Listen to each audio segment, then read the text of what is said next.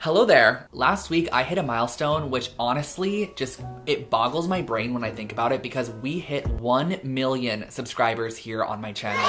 I cannot believe this at all, you guys. Like truly, you cannot put words in my mouth to express how thankful I am for each and every one of you who support my channel, who watch my content, who leave a comment, who thumbs it up, interact with me on Instagram, send me an email, whatever it is that you do. Just thank you so much for the constant love and support here on Lone Fox. If you guys did not know, Lone Fox was always my second channel. This was my hobby channel. It's where I uploaded DIYs. It was just really fun for me to post videos over here on DIY and interior design, and it has now turned into my full-time career, and I could not be more thankful. This is what I love doing every single day. It is so fun popping onto this channel, reading your guys' comments, seeing your recreations of my DIY projects, seeing how you implement room makeover tips and designs into your own space. It is just such a great space, and it's such a positive space. I've seen so many industries across social media that just have a lot of negativity, and I feel like here on Lone Fox there is just so much positivity, and I love it so much. So I truly just want to thank you all so much who have subscribed to my channel. If you are not already subscribed,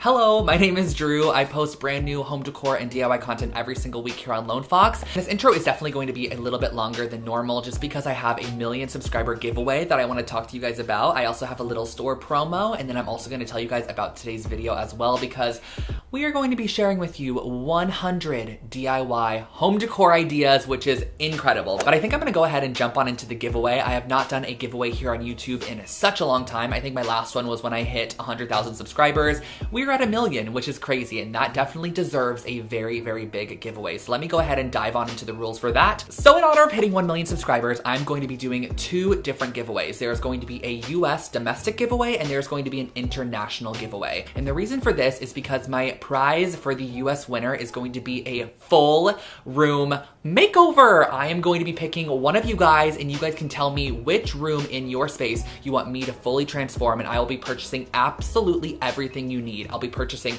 furniture, decor, rugs, lighting, paint, anything you need for the space. I'm going to be purchasing it for you. Of course, after a full-on design plan has been created, I'm going to be talking with the winner of the giveaway one-on-one to create their dream space, whether it be their living room, kitchen, bedroom. You can totally choose. Now, the kind of sad part about this is that I'm not going to be able to be there with the winner of this giveaway. However, they are going to be given everything they needed, all the tools, all the supplies, and absolutely everything they need to conquer the space makeover, which I think will be really fun. I'm going to guide them through the process as well. So if you are the winner of this giveaway, you are going to be getting a full room redesign by me. I'm honestly extremely, extremely grateful of all of the support and love that you guys have given me. So I want to give back to one of you guys a full-on room makeover, the whole Lone Fox experience. So that is going to be the prize for anyone that lives in the US. And the reason that I'm separating it from international is just because I have no idea how shipping furniture internationally works, or the cost of it, or where I should be ordering from. So I figured for my international subbies, I would go ahead and just give you guys some really great money that you can do your own spaces with. So I'm going to go ahead and give away 2 $500, not gift cards, but just like literal cash. So I could send it to you on PayPal, on Venmo, wherever it is. I'm going to be sending you guys $500. There are going to be 2 winners that receive $500, and then there's going to be 5 more winners that receive $100 a piece. So 7 winners for the international giveaway. Now, how to enter, it is so super simple. All you have to do is be a subscriber of my channel. So make sure that you click that red subscribe button on my channel. Also click the bell icon next to the subscribe button. So if you're already subscribed, but you don't have that bell icon clicked, make sure to click the bell icon. That way you are notified when I upload brand new videos. And then what you're going to want to do from there is actually click the link in the top of my description box. There's going to be a link for US domestic giveaway, and there's also going to be a link for international giveaway. Basically, this is just going to take you to a sub page over on Rafflecopter, which is a website I use to kind of host my giveaways, and it just allows you to enter your email, and that's how you can enter. It just makes it so much easier for myself to keep track of everything. It also gives you guys a couple of additional ways to enter as well, and it's just a really great service that I use, and you are not going to get your email bombarded or anything like that. It just makes it easier for me to go ahead and select winners in the end rather than having to kind of randomly scroll through comments. I feel like this just makes it really fair for everybody. And I'm also going to have all of the additional details and rules in the description box below, such as the end date of this giveaway. And of course, it is open 100% international based off of where you are. You're just going to click the link in the description box and enter the giveaway. And one last little goodie for you guys here on my channel. This is only for you that are watching right now. You can get 15% off of my home decor website, which is lonefox.com. I have such cute home decor over there. There are throw blankets, we have pillow covers, and there's really anything that you need to decorate your home. there's kitchen goods, there's lifestyle products. I have a whole line of merch over there. You can get 15% off your order using code MILLION at checkout. So that's only for you guys here on YouTube. So make sure to take advantage of that. Also, orders over $75 in the US do ship for free, which is great. So you can get 15% off on top of that. I will leave the link to Lone Fox in the description box below for you guys. But I guess we should just go ahead and dive on into my 100 DIY projects. Now, I know not all of you are going to sit through all 100 of these, but I do hope that if you kind of bounce around throughout this, it gives you a couple of creative ideas and maybe sparks creativity for you. That is the reason I wanted to create this video, is if you ever feel like you just need a little bit of a creative boost, come back to this video, click around. There's going to be a lot of content throughout here, so you're always going to be able to find something. And I'm sure there's quite a bit of content you have missed from my channel that is put into this video that I think you guys are going to love. So this is Editing Drew popping in super quickly. I forgot to also mention that if you guys want the full tutorials on any of these projects, since they are cut down a little bit just to make it not be extremely long, I'm going to link a blog post below that has all 100 projects listed out, and it has links to the videos and the timestamps exactly where you could find these projects. So go ahead, if you want to find any of these projects and you want the full tutorial on them, click the link to my blog post below and you'll be able to find a link to all 100 projects. Enjoy today's video, and thank you so much for 1 million subscribers, but let's go ahead and roll the DIYs. Diving on into our first project, we are going to be making this flower stamped pillow, which I created back in 2018, but it's still such an incredible DIY project. I went ahead and I started off by taking some baby breath flowers and just pressing them between 2 pieces of paper and added a couple of books on top. And after a few hours, you're going to have these nice pressed flowers, and we're going to essentially be using these as stamps for our DIY. So next what I did was use a little bit of black fabric paint, and I stippled it on with a stippling brush, used a little spray bottle to spritz some water on there to almost turn it into a watercolor. And then I stamped it on the edge of my pillow as shown here, using a paper towel on top just to absorb any of that extra water. So as you can see, as you stamp it down, it creates this nice kind of watercolor stamped effect. And I created this all the way around the entire exterior of the pillow, making sure to kind of create a circular shape as I went with it, because in the end I wanted to go back with a paintbrush and some watered down paints to add an initial. This is actually based off of a pillow I saw on Anthropology that had an initial on it, and I thought it was super cute, so I wanted to create my own, and that's how this one turned out.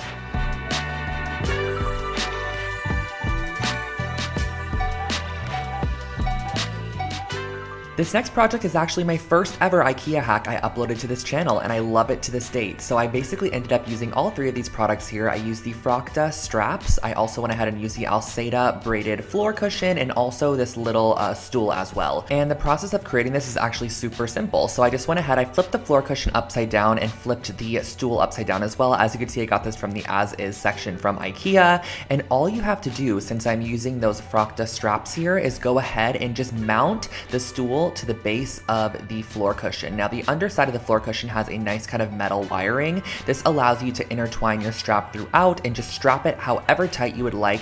And I also love how this project is totally reversible too. So let's say in the future you don't want to use this as a side table anymore, you could simply undo the strap and you still have all of your components that you originally started out with, and that finishes off this table.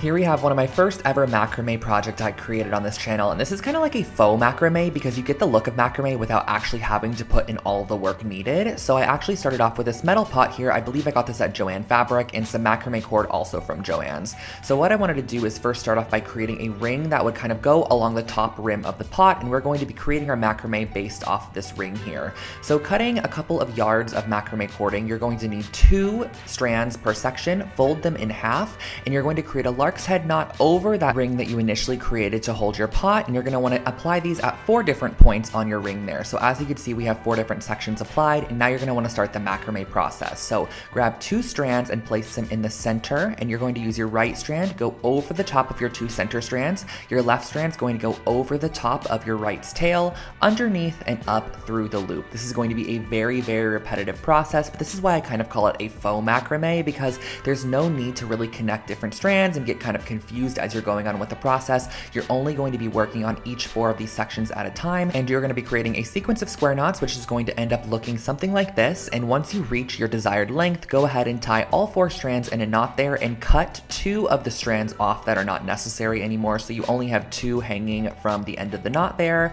And then once you finish it off, just go ahead and tie all your strands together at the top and hang wherever you desire.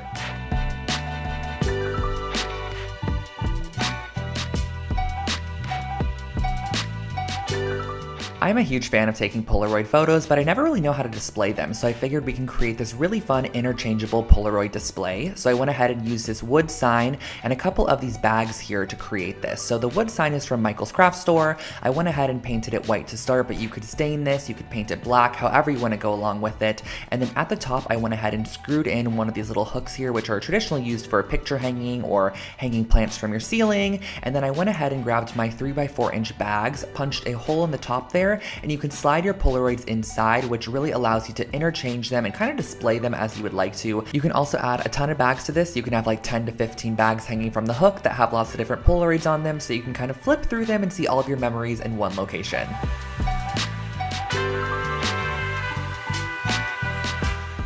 Next up, we have a fun dollar store project. This is wicker lantern lights, and all I did for this project was get some of these little wicker balls from the dollar store, and I went ahead and I spray painted them first with a brass spray paint. Now you could spray paint this however you'd like to, but I thought the brass would be nice because it kind of would make them look like metallized objects on top of your light strand in the end. So I went ahead and sprayed these with a brass spray paint, and once I was finished with that, I went ahead and grabbed my fairy light strand. Now the best way to put this through these wicker balls is honestly to look for larger holes in the wicker. That way you can kind of string it through like a needle and thread. So I went ahead and I strung through my light strand, and I made sure that a light was positioned right in the center of each wicker ball. And once the light was in position, I went ahead and added a little bit of hot glue onto either side to hold it into place, and that finishes off your little fairy light strand.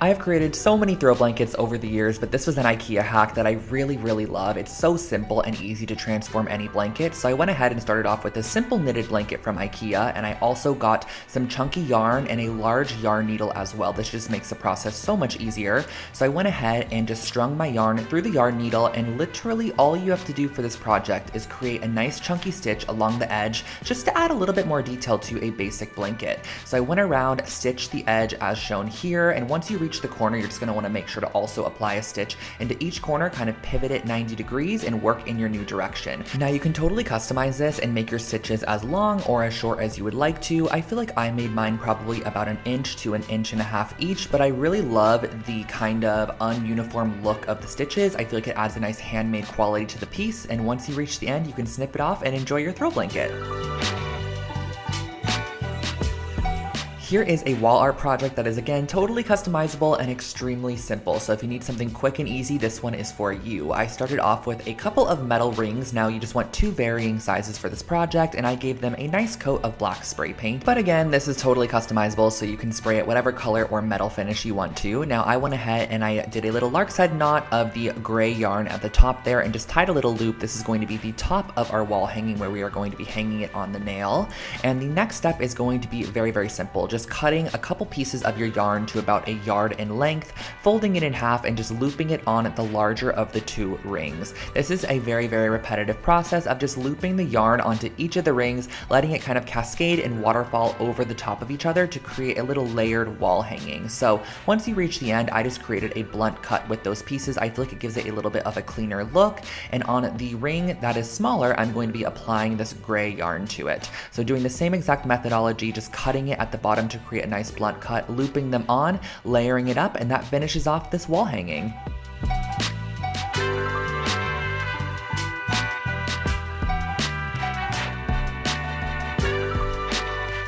I remember this copper and concrete jewelry stand being a huge hit on my channel, so I'm really excited to kind of be reliving it right now. So you're going to want to go ahead and get a couple of copper pipe pieces along with some concrete and a mold that you're going to be using for your concrete. So I just used some simple concrete mix. You guys all know that I basically suggest the pre-sifted one that comes in the 10-pound bucket.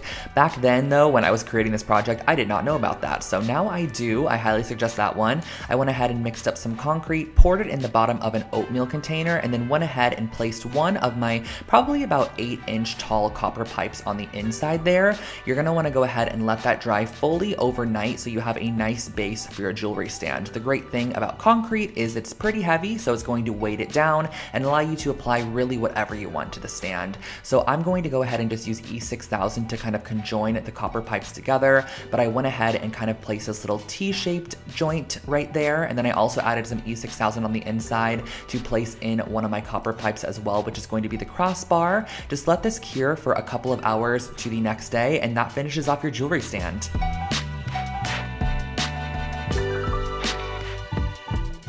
Bringing back another dollar store DIY for you guys. This was from a dorm video that I did, and the total cost of this project was $3.50. I used this cutting board on the left side, which I got at the 99-cent store, some nails, some string, and a pencil. So the first thing I did was actually just kind of trace out or sketch out a crescent moon shape, and then I went ahead and just dotted wherever I wanted the nails to be. I also added a couple of nail holes on the bottom, as you can see there, just to go ahead and allow myself to hang a couple pieces of jewelry off this or whatever I wanted to add to it. Now, I used really tiny half-inch nails, which required me to go ahead and use a plier to hold it into place and then a hammer to securely press it into the wood there. And once you go ahead and hammer in all of your nails, I just went back with this black cotton cording, which I just kind of very no rhyme or reason applied it around the entire moon shape just to fill it in. I also went around the edge to give it kind of a nice clean finish, as you can see here, looping it around every single nail. This is just going to kind of finish it off and give the piece an outline. I just like the way that this looks a little bit more than when it is unfinished,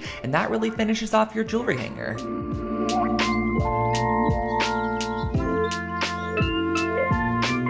Moving on to our next project, I called this one Floral Globe Decor. Not sure why, because it is more so a fun paperweight or just a cute little shelf decor piece, but I went ahead and I used some resin for this project, a mold, and also some faux florals. So the first thing that I did was I actually sprayed my resin release spray into my mold, and then I pulled off a couple of these yellow roses here. I think I got these at Michael's or Joann's, but you can also get them from the dollar store for sure. So I pulled off a couple of those along with the leaves, and then you're gonna want it to mix up your resin. So the resin is super simple. It is equal parts of the resin and equal parts of the hardener. Just make sure to stir each one individually for about 2 minutes each, and then mix them together and stir for about 2 minutes as well. So as you can see here, I'm just mixing it up, making sure it's nice and incorporated, and then you're gonna go ahead and mix them together. So just pour one of the cups into the other one. The resin is now going to start its process of chemical reaction, I guess you could say, and you're going to pour that into your mold there. I then placed in my flowers. You could do flowers, you could do glitter, whatever you have that is small that would kind of fit inside of this resin mold would be perfect for this project. I just opted for the flowers there. I whipped up another batch of resin, poured it over the top to ensure that everything was fully covered, and then you're gonna let this sit for probably about 24 to 48 hours, and that finishes off your little paperweight.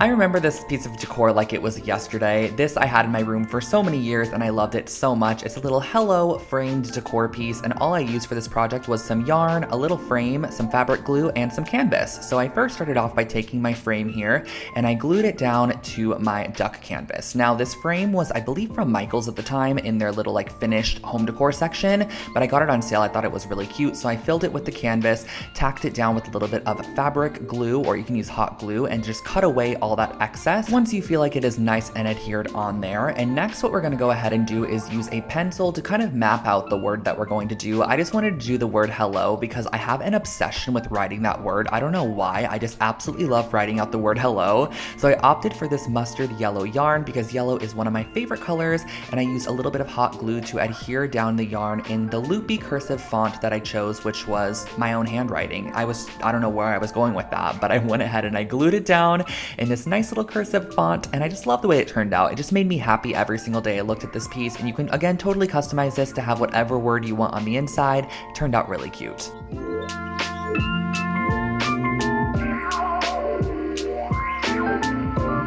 Here we have another IKEA hack for you guys. This was again one of my first ever IKEA hacks on this channel, and I went ahead and I got 3 of these scarf hangers here. And the thing I loved about these scarf hangers is that they actually had like this crocheted edging on them, which I think added so much detail. And I know that IKEA currently does sell these as well. But what I wanted to start off by doing was actually cutting off the little top hanger portion. And every single piece on this is just stitched together with a little bit of thread. So it's very easy to snip that thread and kind of detach the rings if you need to. But I wanted wanted to go ahead and detach the hanging portion and then reattach with a little bit of thread all of the rings together. So I went ahead and I attached 3 sections of this scarf hanger together with a little bit of thread, just doing a couple of stitches between each of them, and you're going to be repeating this process until you have all of your scarf hangers connected. This is so super simple and easy. Just kind of catch the thread, tie it in a good knot, and that really finishes off the process. You can go ahead and hang this on the wall and decorate with some cute little clothespins or little hooks if you have them. I just used this as a cute little inspo board at the time, and I love the way that it ended up turning out.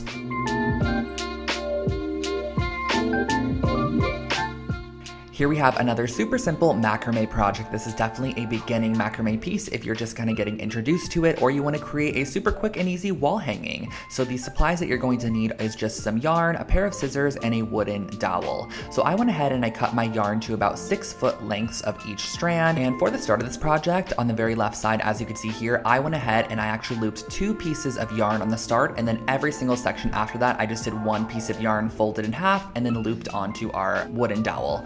So moving on from there, you're going to be creating, again, more square knots. This project only requires square knots, so it is very, very simple. A square knot is left over right and then right over left, and you're going to be doing this all the way down with the neighboring strand. So you're going to be grabbing a strand from one side, the strand from the neighboring one, and tying them together, and it's going to cascade downwards into a triangle shape until you reach the very end. So I went ahead and just repeated the process all the way down. You can actually go in and swap colors if you'd like to, and I also think it would be fun to go in with macrame cording instead of yarn, to use the macrame cord as the base of the project. And then once I was done, I went ahead and I hung it on the wall, and I used a pair of scissors to just trim away the excess yarn into an arrow shape. I feel like this really gives this piece a little bit more shape and overall a little bit more interest.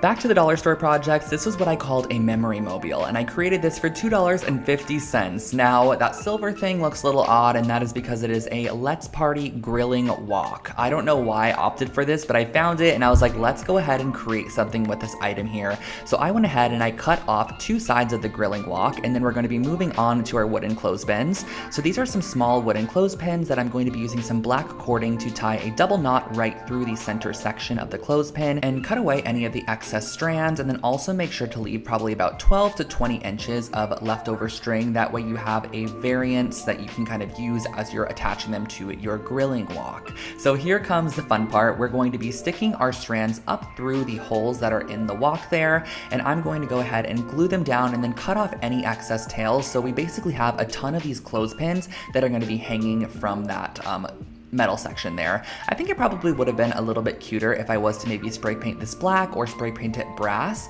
but I went ahead and I tied a strand at the top there, which is going to be our hanger. You can clip all of your memories or mementos here, and it just creates a fun little mobile.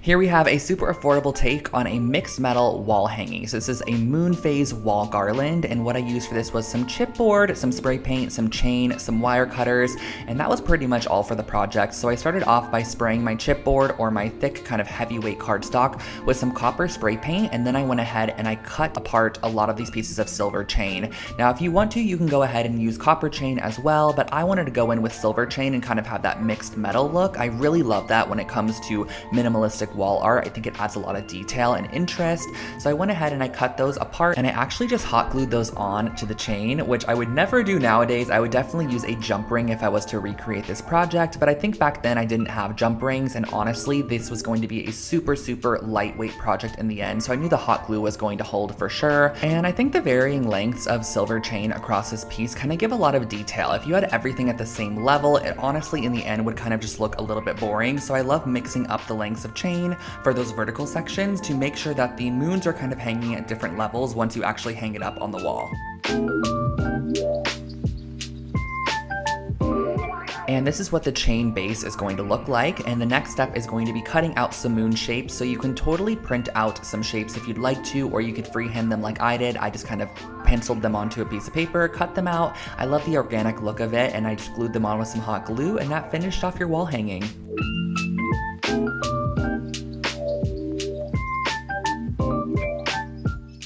I personally love a good hanging planter, and I also love concrete, so this project is basically the best of both worlds for me. So I started off by mixing up my concrete mix with a little bit of water here. You're going to want this to kind of basically be the consistency of like a pancake batter. As you can see here, this one is a little bit thicker, but that totally works as well. And the mold that I'm going to be using is actually just a simple little, I guess, clear solo cup. And then in the middle there, I'm applying a Dixie cup and I'm pressing it down on the inside. Next, what I'm doing is grabbing some hemp cording or whatever string you want the hanging planter to be hanging from, and you're going to tie knots onto the ends of them. The knots are basically going to be like extra support, so once we press this down into the concrete, the knot is kind of going to be covered in cement and allow it to not be pulled out. If it's just a string, you could imagine kind of being able to pull the string right out, but that knot is just like an extra reinforcement. So you're going to want to go ahead and let that dry overnight or until it is nice and cured, and then pull off your plastic cup in the end and remove the Dixie cup on the inside. Now you can go ahead with a sand file or whatever you have, some sandpaper, a nail file. I mix those words together to make sand file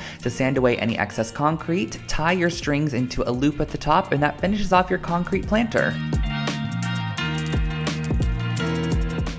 Now this next project is actually one that was inspired by anthropology. I bought a wall hook a while back and so many people were like, can you please like recreate this on your channel? And so I did. I basically found this wooden wall hook blank from Michael's or Joann's, some craft store, and I ended up spraying it with my brass spray paint so it had the similar brass look to the anthropology piece. And then I went ahead and Googled the constellation for Leo. That is what I personally am, but you can totally change this up for your own star sign. I just did Leo for myself, and then I went in with a little bit of black acrylic paint and just dotted this on wherever the stars were in that constellation. And then I connected them with some lines and just kind of cursively wrote Leo at the bottom. I guess it's kind of lucky that I'm a Leo because I didn't have to write that much. And then around the edge, I went ahead and I just did a little dotted kind of pattern just to add a little bit more detail, and that finishes off your wall hook. This brass mirror here is one of my favorite DIYs I've ever created. I've actually done a couple different versions of it on my channel throughout the years, and it's just such a fun project to create. So all you're gonna need for this is actually some artificial flowers and a mirror of choice. So these artificial flowers are just from a craft shop. You can get them at the Dollar Tree or Joann's, Michael's, wherever you wanna get them from. And I just went ahead and started by giving them a good dousing of brass spray paint. And this is actually going to just be our first layer of spray paint, kind of just to give an overall coat of that brass color. And next what you're gonna want to do is actually kind of find the placement on your mirror for these pieces and use some heavy duty hot glue to glue and adhere them down to your mirror. So once you have them all glued and adhered down, this is where we're going to go in with our brass spray paint once again, making sure to cover up any of the mirror sections and really thoroughly coat those pieces in that brass spray paint to give it a full-on finished look. And of course we're going to need something to hang this up with, so I didn't want to use this white yarn here, so I just actually sprayed it with the gold spray paint and it ended up looking great in the end. I adhered it on the back side of our mirror and that finishes it off.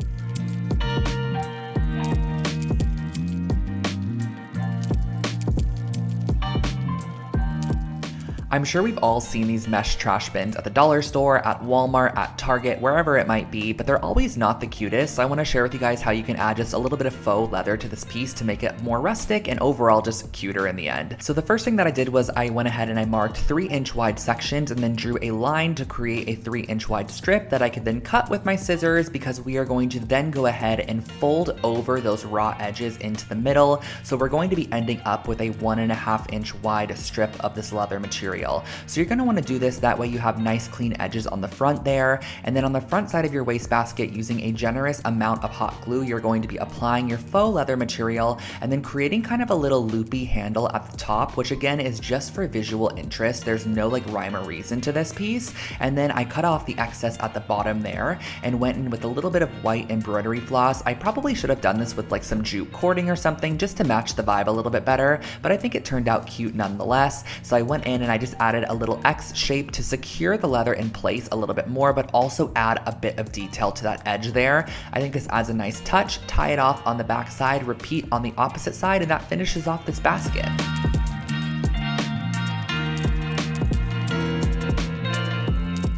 This chunky tassel blanket is one of my favorite throw blankets I've ever created. I actually still own it to this date and style it all the time throughout my apartment. So I started off with this blanket base, which was actually from Target, and then I went ahead and I grabbed a couple of yarns that I thought that kind of complemented the blanket, and I cut them into 12-inch long sections. And you're gonna want a ton of these to create a ton of different tassels along your piece. So I'm using a really chunky wide crochet hook to go through the knitted section of this blanket, and I'm going to then go ahead, fold my yarn in half, and pull it through the loop that we created with our crochet hook. So you're gonna pull through all those strands of yarn. Once all 3 of them are pulled through, you're going to then go ahead and pull the tails through that loop, and that finishes off your first tassel. Now, to determine kind of the pattern you wanna go with or where you want to apply your tassels, you can map it out first if you'd like to, but I just went ahead and did chunks all around the blanket, making sure that I had kind of like an even spaced amount of chunks of different colors of yarn that just add pattern, texture, and dimension to the piece. You can also just go around the edge and do like a tasseled edge if you want to, but I just wanted to mix up the yarn, so I did a variant of white yarn. I also added in some that had these gray kind of flecks throughout it, and then in the end I just created these little tassel sections on the blanket, which just kind of give a little bit of detail.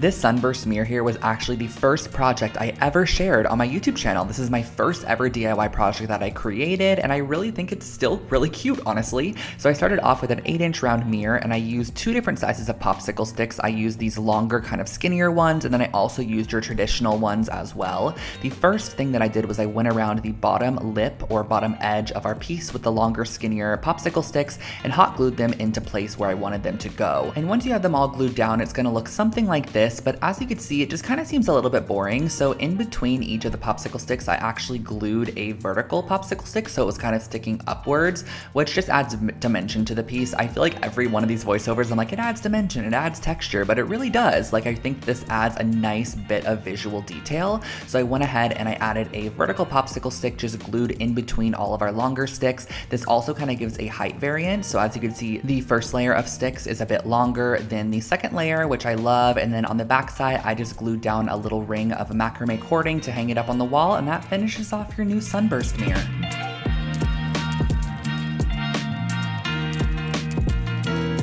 Creating a concrete coaster set is actually extremely affordable and not as hard as it looks. All you're going to need is a couple of solo cups, some concrete mix, some water, and a hot glue gun. So the first thing that we're going to be doing is actually cutting the top rims off of our solo cups and creating our very own mold. And I'm going to be gluing down the top of our solo cups to the notebook cover there. So we're basically creating our very own mold. So next, what I wanted to do was mix up the concrete and pour it into the mold that we created. So you're just going to tap that in, making sure that you added enough hot glue around the perimeter of your mold to where the concrete will not seep out at all. Let that cure overnight, and once it is fully cured, you could basically demold your new set of coasters by pulling off that notebook cover, and this is what they end up looking like. You could sand the edges with a nail file or a little bit of sandpaper to give them a nice finish, and that's the finished project.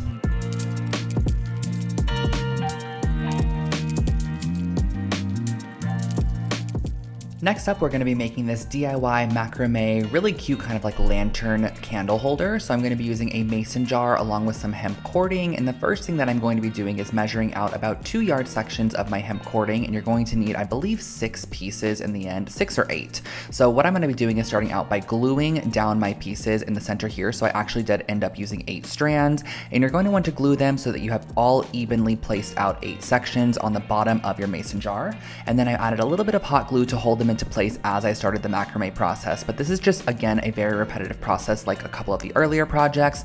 We are creating a collection of square knots where we grab the neighboring strand and we connect it to a knot that was neighboring it as well. And you're just going to be repeating this process until you reach the top rim of the jar. So I just kind of work in a circle and create a knot, as you can see here, twist it, move on to our next side, create a knot, twist it, move on to our next side, create a knot. And as you keep creating these knots, it's going to get tighter and tighter up towards the top, which is what you're going to want so that it kind of forms around your mason jar shape. So as you can see here, getting closer to the top here, it really creates a nice nautical vibe. It almost gives like a fishnet look to the piece, and this is what it ended up looking like in the end. You can tie off your strands, you can turn it into a hanging planter if you want to and leave them long, or glue them as I did and just pop a candle inside as a candle holder.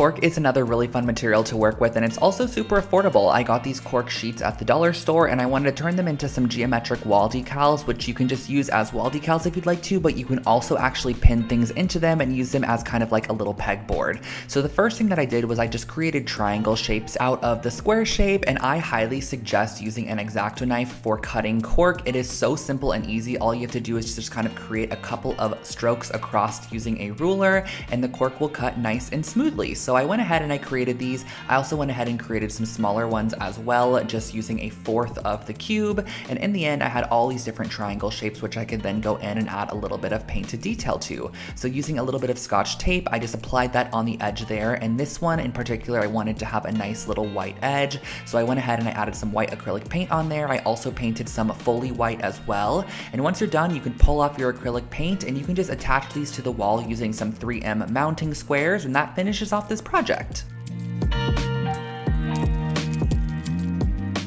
Another super affordable wall decor piece is a pressed flower wall art, and you can make this on a canvas, you could put it inside of a shadow box frame, whatever you want to do, but all you're really going to need is a couple of florals and leaves that you could find out in the garden or on a walk down the street. So as you can see here, I just picked up a random variety of different flowers and leaves, and we're going to be using a bit of parchment paper to press these in between some heavy objects. So the first thing that I did was actually rip off a piece of parchment paper, place another piece on top, and on top of that, I placed a ton of my books from school, or when I was going to school, on top of that. And you're going to want to let this dry for about 2 to 3 full days, or until all the water has been drawn out of the pieces and they are completely dry and flattened, ready for the next step of the process. So as you can see here, I have all these flattened leaves and flowers. And lastly, the next step in the process is just to glue these down to a canvas or some form of frame. So I ended up lining them up. I just thought it added a nice minimal approach to this piece, but you can scatter them around, create patterns, however you want to do it. But in the end, you come up with this really cute dried floral wall decor piece.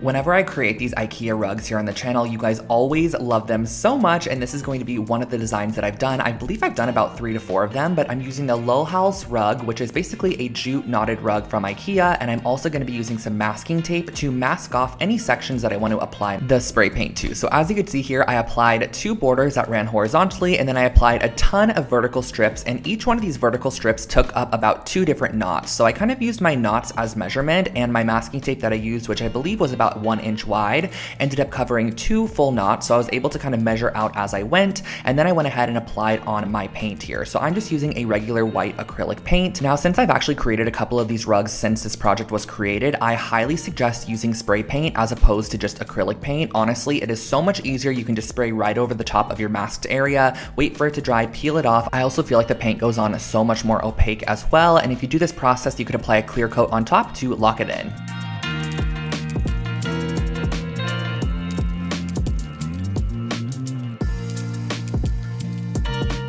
Next up, we are creating a set of felt coasters, which are really cute, and I actually upcycled this Putta box from IKEA. I had this in my stash for a while, and I just never ended up using it for any form of storage. So I was like, why don't I go ahead and actually recycle it and turn it into some coasters and just use the fabric, because I didn't find a use for the actual box itself. So all I had to do for this process was honestly use a ramekin. I traced around the outside of the ramekin to create my coaster size, but you can use whatever you have kind of as a marking utensil. And then I went back in with a pair of scissors and just trimmed around all of the excess, and that honestly, you guys, finishes off this project. It was super simple and easy. I just felt like the material on this was super thick and very durable, so I thought it'd be great for a set of coasters. I also intentionally drew right over the top of the stitching line because I love the detail I added, and I just locked in those seams with a little bit of glue on the edge, and that finished off this coaster set.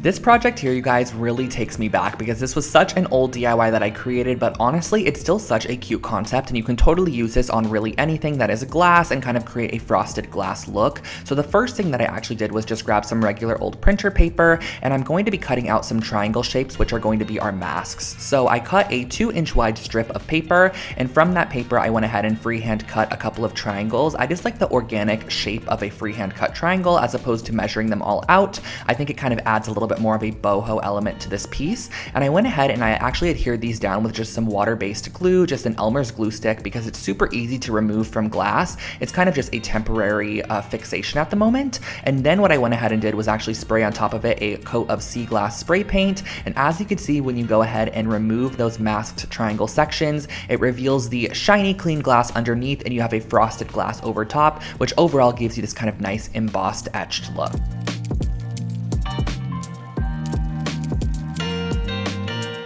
I always actually get requested for a ton of decor that includes like an initial or something that you can customize a little bit, and I love this take on an initial decor piece. I think this would be so cute in an office space. So I actually picked up one of these oversized paper mache letters, which I believe I got it at Michael's, and I also got these kind of balsa wood stick sections, which I'm going to then be tiling on the front of our letter to almost give it a restored wood look, as opposed to making it look paper mache or just painting it or adding to it. I thought the wood really elevated the overall vibe, and it was still a very affordable option. So all you have to do is actually just place the wood on the front side, flip it over to the back side, and use a pen to just kind of mark off the section you want to cut, and use a pair of scissors to simply cut away any excess. And do keep in mind in the end that you can go back in with a little bit of sandpaper if you need to sand away any harsh edges, but once you are done, you kind of get this tiled wood effect that I think looks so stunning in any space. For our next project, I really wanted to create a functional DIY with supplies that I already had in my stash, so I ended up opting for using a coat hanger from Ikea, one of the wooden ones, and some thick gauge brass aluminum wire. Now this wire is super easy to bend, so all that I had to do to start was just kind of wrap it around very haphazardly. There is no rhyme or reason to this at all, and as you want to add a hook to your piece, all you're going to do is kind of create a stick section that comes off of your coat hanger. As you can see here, I bent it in half at the end and then brought it back up to the start, where I'm able to then continue down the length of my coat hanger. So as you're wrapping this around your coat hanger, I just did it very organically. There was no rhyme or reason to this in any way, and as I wanted to add a hook again, I went ahead, I created my hook section by bending the wire in half, bringing it back up to create a little hook shape, and then I went ahead and I sprayed the top with a little bit of brass spray paint, and that finished off this project.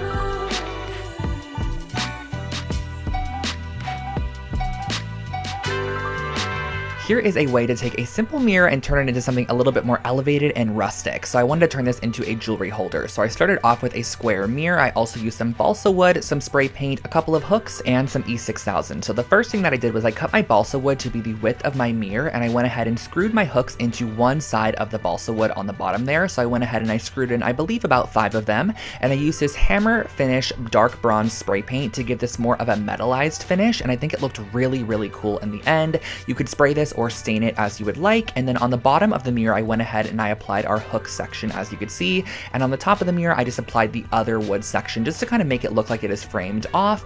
And on the back side, you're going to want to also allow it to be hung up. So I used a little bit of chain that I had in my stash. I used E6000 to adhere it down. Once it was fully dry, you could hang this up and store your jewelry.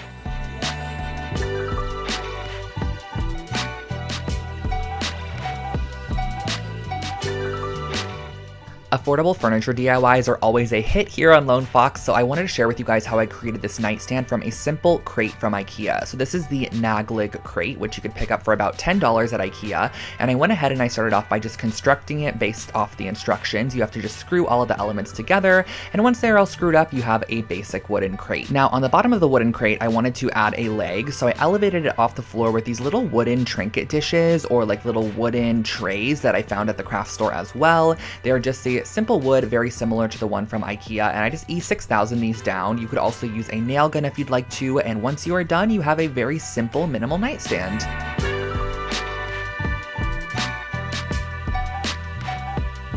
This next piece of decor is a great way to add more of your accent color throughout your space because it's totally customizable. You can select the colors of yarn you want to go for, and the first thing that you're going to want to do is actually tie a piece of yarn across the bottom side of this ring here. This is going to be where all of our other yarn sections are going to be hanging off of, and I suggest starting from the bottom. That way you could build up and layer your yarns as needed. So all we're doing here is a simple lark's head knot by cutting a little bit of yarn, probably about 6 inches long, because you could trim it after if needed, and attaching it to the yarn piece that we added on originally. So I just varied up my yarn a little bit. I did a little bit of the white fleck and also the yellow on the first section, and then here on the second section I opted for this twisted yarn that had yellow and white in it. I added a little bit of blue, and then on the third section at the top I just filled it in with a couple more colors. So once you are completely done, it'll look something like this. You could trim off the excess, and here's your decor piece.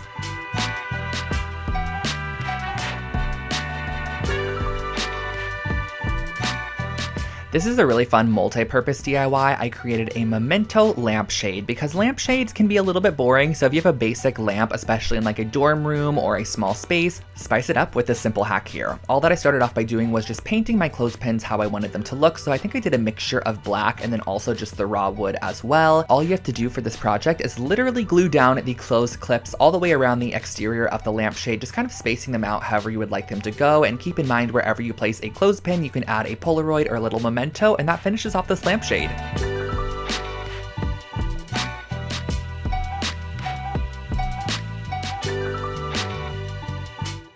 It's actually really fun redoing these voiceovers because I forget how many fun projects I could recreate currently that I would love to have in my apartment, such as this wool magazine holder. These are super affordable. All I did was I picked up this gray toned felt from the craft store. Each felt sheet costs under 50 cents and I cut it in half to start. Then what you're going to want to do is actually fold it into thirds like this. That way you have nice clean edges on the front side and it doesn't have any cut edges. I ended up using some Fabri-Tac adhesive to glue it down on a third of the piece. Then I added a little bit more adhesive on top of that, folded it over once more, and you have a nice tripled up felt piece, which you are going to want to make 2 of, and then once you have both, you're going to glue them together just about an inch on the bottom. Just glue these 2 strips together, let them dry. Once it is dry, use a push pin to secure it in the wall and place your magazine inside.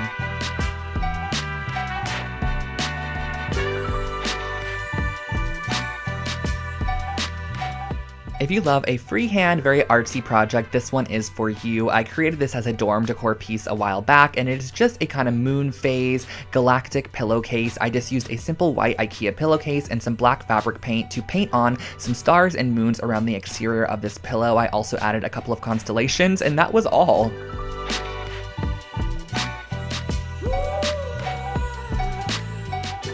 I still to this day create these reworked sweaters for Christmas gifts or birthday presents. All you're going to need is a couple of old sweaters. This is a Champion and also an Illinois sweater from H&M. And all I did for this project was just cut the sweaters directly in half down the middle. The great thing about this project as well is that you can actually get 2 finished sweaters from your 2 original sweaters. So it's not like you're scrapping any material at all. So what you're going to want to do is actually pin the right sides of your sweaters together down the front, and you're going to be sewing this up the entire front side using just a straight stitch. I suggest doing the triple straight stitch so you have a nice strong bond. I removed those pins, and on the back side you're going to put right sides together once again. Add a pin every couple of inches to hold the fabric together, add a nice straight stitch all the way throughout, and that finishes off your brand new reworked sweater.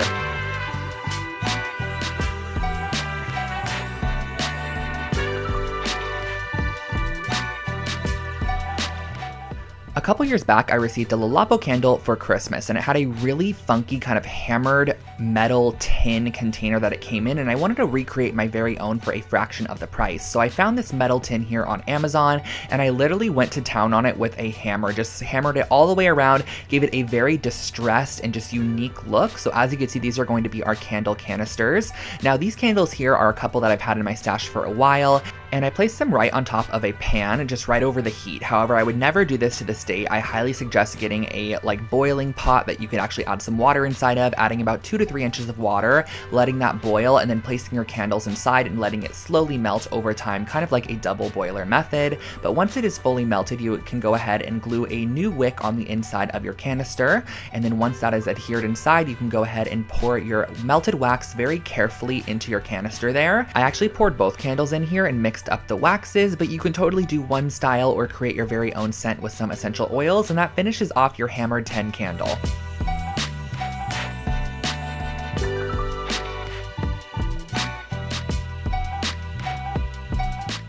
This pillowcase was such a fun one to recreate. It was inspired by an Urban Outfitters one that I believe cost around $80, and I knew we could take a simple IKEA pillowcase and create our very own with just a little bit of black fabric paint. So I started off by cutting off any of the tags and using some black fabric paint to paint on the shape of an eyelid, just like a very organic kind of half circle shape. And from there, I went ahead and I added on some eyelashes to this piece as well. If you guys can see, the brush that I'm using has a very flat top, and it's almost the width of of all of the lines that I'm creating, which I just find makes it a little bit easier when freehand painting like this. And there really is no rhyme or reason to this. I know I say that all the time when I'm painting projects like this, but really as you go, you can add to the piece, take away, and if you mess up, honestly, just keep on working on or add it and implement it into your pattern elsewhere so it doesn't really look like a mess up. So I just went all the way around, added this pattern throughout, and that finished off this pillow.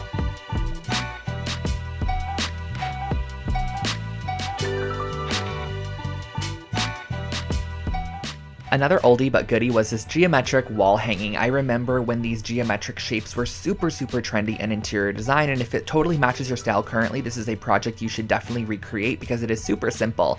But a humongous pointer I can give you for creating this project is to work on top of wax paper or parchment paper and just basically lay your sticks down and apply glue on top of them. That way you're not adhering everything together and having to wait for it to dry and it's sticking to your surface. Just work on top of a wax paper or parchment paper and it will easily be able to be removed. I also use the tip of my hot glue gun to kind of melt down any excess hot glue sections. So I created these 3 almost pinwheel style shapes and I attached them together using a little bit of yarn. You're just going to use about 8 inches of yarn between each section to attach them together. Once you reach the end, just tie a little loop at the top that you can hang it off with, and that finishes off your brand new wooden geometric wall decor hanging.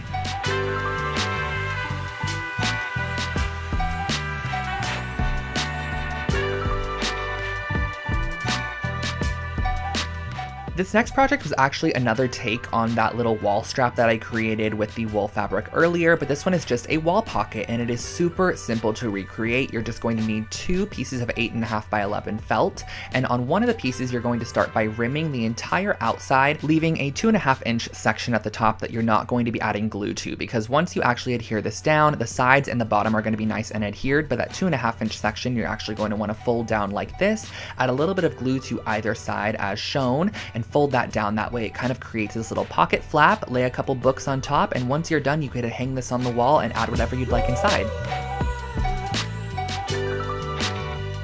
This little trinket box turned out super cute, but honestly the technique that I used to create a crackle finish is just a fun one to have in your DIY skill set. So you're going to definitely need some Elmer's glue, some acrylic paint, and a wooden box of your choice. So the first thing that you're going to want to do is actually go ahead and paint it with the color that you want your cracks to be. So I went ahead and painted it white to start. You could paint it gold if you'd like to and kind of have a gold crack underneath black, which I think would be really pretty, or you could paint it however you'd like. The next step is going to be applying a generous layer of Elmer's glue on the top section that you're going to be applying, and then right over top of the Elmer's glue before it can dry, literally immediately after applying it, go ahead and apply on a layer of your acrylic paint, and as it starts to dry, the glue will actually separate the paint and create a cracked finish, which is really great. So the thicker the glue you apply, the thicker the cracks, and if you want daintier cracks, just apply a thinner layer of glue.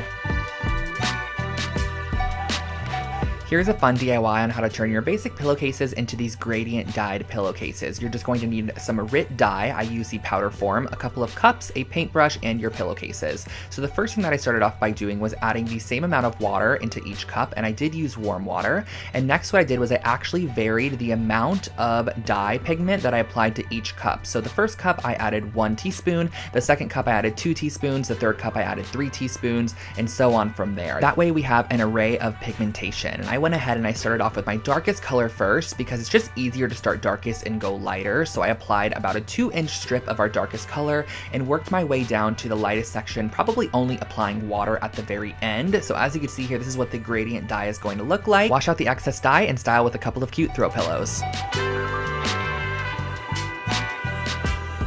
If you're wanting to DIY a gift for your friend this year, I highly suggest these really cute best friend pillows. Basically, all I did was I grabbed some velvet fabric, some chunky yarn, Fabri-Tac adhesive, and a pair of scissors. And the first thing that I'm going to do is lay out my velvet fabric and just kind of freehand a heart shape or half of the heart shape. So as you can see here on the left side, my fabric is folded in half. That way when I cut out this shape, I'm going to have 2 of them.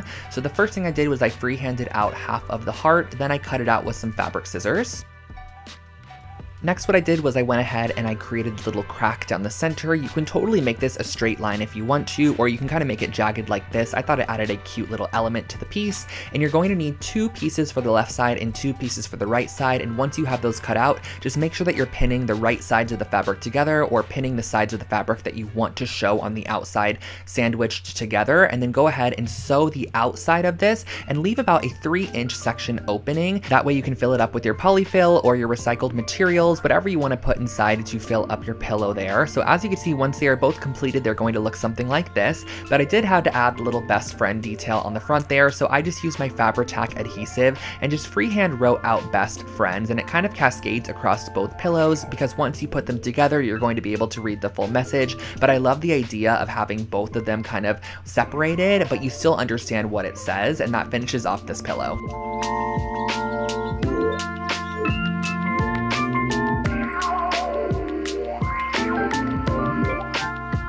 Another super affordable set of coasters created here on the channel were these leather wrapped coasters. Now the supplies are very minimal. All you're going to need is some foam board and also some faux leather material. So the first thing that I did was I cut down the scrap piece of foam board into 4-inch by 4-inch squares. Those are going to be our coaster size. Next, once you have those cut out, you're going to go ahead and just cut out a piece of your vinyl leather or your faux leather and cut it out with about 1 inch to spare on all the edges. That way you can go ahead and apply your E6000 adhesive on the bottom side, press it onto your faux leather material, and then you're going to press that down just as shown here. Next, what I did was I cut off all of the corners. That way we can create a nice clean fold, and I also make sure to leave about 1/8 inch of material on that corner. That way when you fold it up, you get a fully covered corner as opposed to having any of the white show through there. So I just went ahead and I adhered down all of our flaps on the back side, let it dry, and cut out a piece of material to glue over the top of those flaps there. And once you are done, this is your finished coaster set.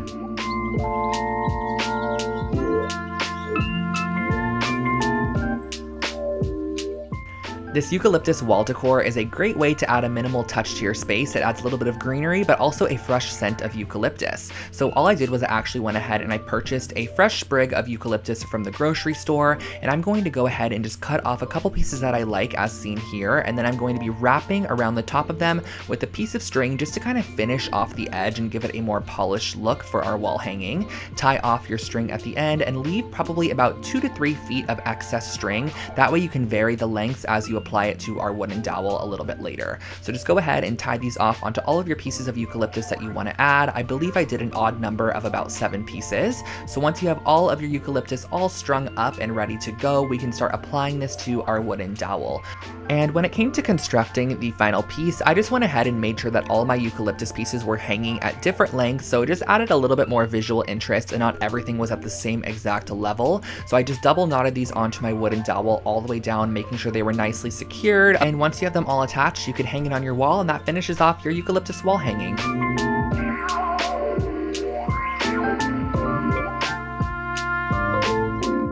This next project is an Ikea hack where I basically took these wooden cutting boards and I measured 1 inch in on each of the corners and I marked the inch in spot. That way we can know where we're going to be drilling our holes later, because we are going to be turning this into a hanging shelving unit. And this project turned out so cute. I love the way that it turned out in the end. So I just went ahead, brought these pieces outside and used a drill bit that was wide enough for the rope material that we're going to be using here. So as you can see, I got this rope here at the Home Depot. It is a simple nylon rope. And the first thing that I did was I grabbed 2 pieces of my rope and I folded it in half at the very middle point and I tied it in a knot as shown here.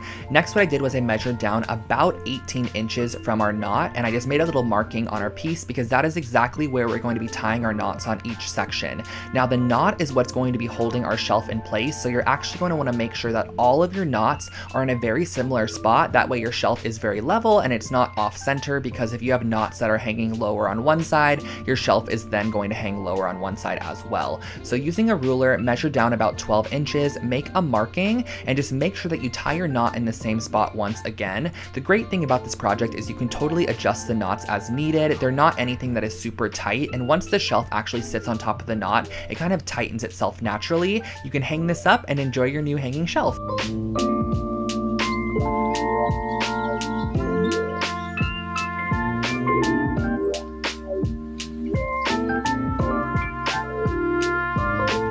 This next project right here is definitely one of my favorite IKEA hacks I've ever created. I actually used this wooden tray from IKEA and this large mirror that I got at Joann's, along with some faux leather material, some E6000, and a couple of wooden blocks. So the first thing that I did was I took my large circular mirror and I'm going to be gluing down some of these little wooden blocks, which are basically just going to be spacers, and just elevating it off of our tray in the back. And if you wanted to, you can totally just adhere the mirror directly down to the tray, but I ended up using these little wooden blocks just to elevate it off the tray a little bit. I just think that it adds a nice bit of dimension to the piece, and it just makes the mirror look like it's actually floating in the center of the tray. And next what I did was I grabbed this faux leather material and I'm cutting out a 3-inch wide section. And you're going to want to make these strips down the longest side of your fabric, because we're going to want very long strips. That way we can create the band that's going to wrap around the outside of our mirror and just give it that very rustic, elevated appearance. So using a little bit of hot glue, I just went ahead and I adhered this down the entire strip there, just making sure that I folded it in half. And the reason that I did fold it in half was just to save a little bit of my material. I knew that the folded in half section, or the ugly side, can face the back of the mirror, which is going to be against the wall. So what I did was I just adhered my strips together, and then I E6000 them on the outside of my mirror using clothespins to stick them down as the adhesive dried. Now what we're going to be doing towards the top here is creating this little section, which is kind of like a triangle, and you're going to want to adhere these two strips together there, place a book on top, let it dry, and once it is dry you can hang it on the wall.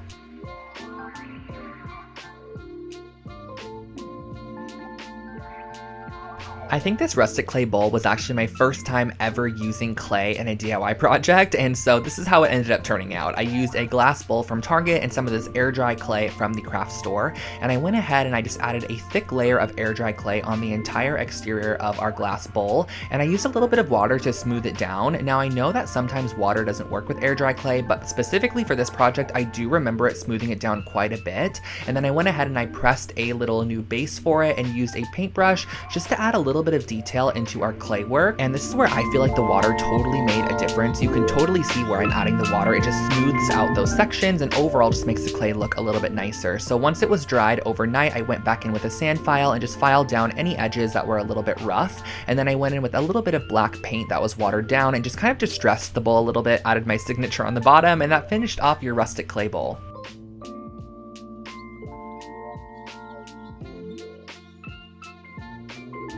As many of you guys know, I love making throw pillows here on the channel, so here is a geometric yarn pillow that's really fun to recreate. I just used one of the Vigdis pillow bases, some white yarn, some Fabri-Tac adhesive, and some scissors. So all I started off by doing was grabbing a ruler and just kind of creating a couple of geometric shapes on the front side of this pillow. These shapes are kind of just going to act as a basis for our geometric yarn designs that we're going to be creating on top there. So as you can see, for the first one here, I actually cut every single individual piece of yarn all the way across, but as I worked on this pillow a little bit more, I realized that I can just make the yarn kind of loop back and forth, and I was going to be creating a border on it, as you can see here, with a little bit of yarn in the end. So I knew that those would be covered. So I just went ahead and I created these little sections on the front of the pillow, filled them in with yarn, and once they were done, it just reminded me of a piece you would see at Target.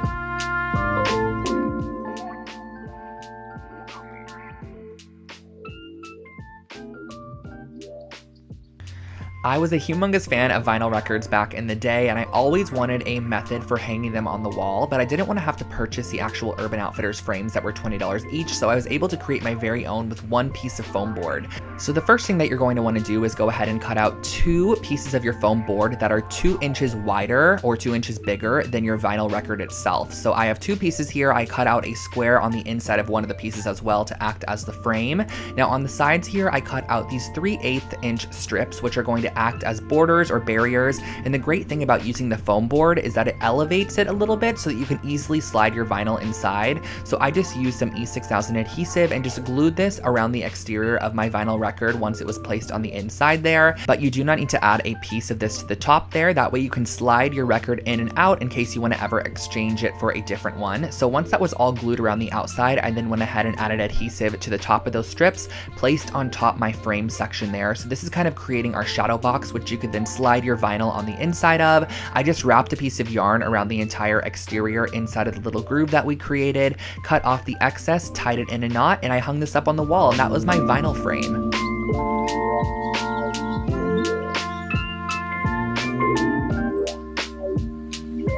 This next wall art piece was actually inspired by a piece I saw on Anthropologie's website, but it was $600, so I opted to create my very own piece using this $30 gold frame from Target.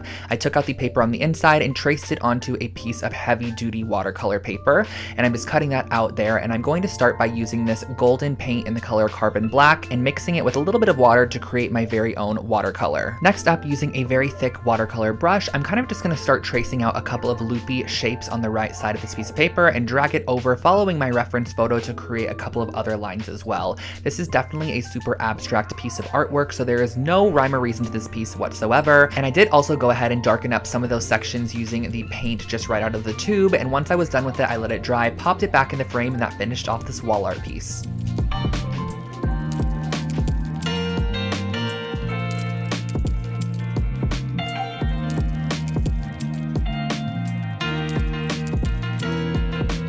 I'm back with one of my favorite materials, resin, and we're going to be making one of my favorite projects, some coasters. So these are some agate coaster molds. You can find these on Amazon if you search agate coaster mold. I also got these dried flowers on Amazon as well, but you can totally dry your own based off of some of the methods that I shared with you guys earlier.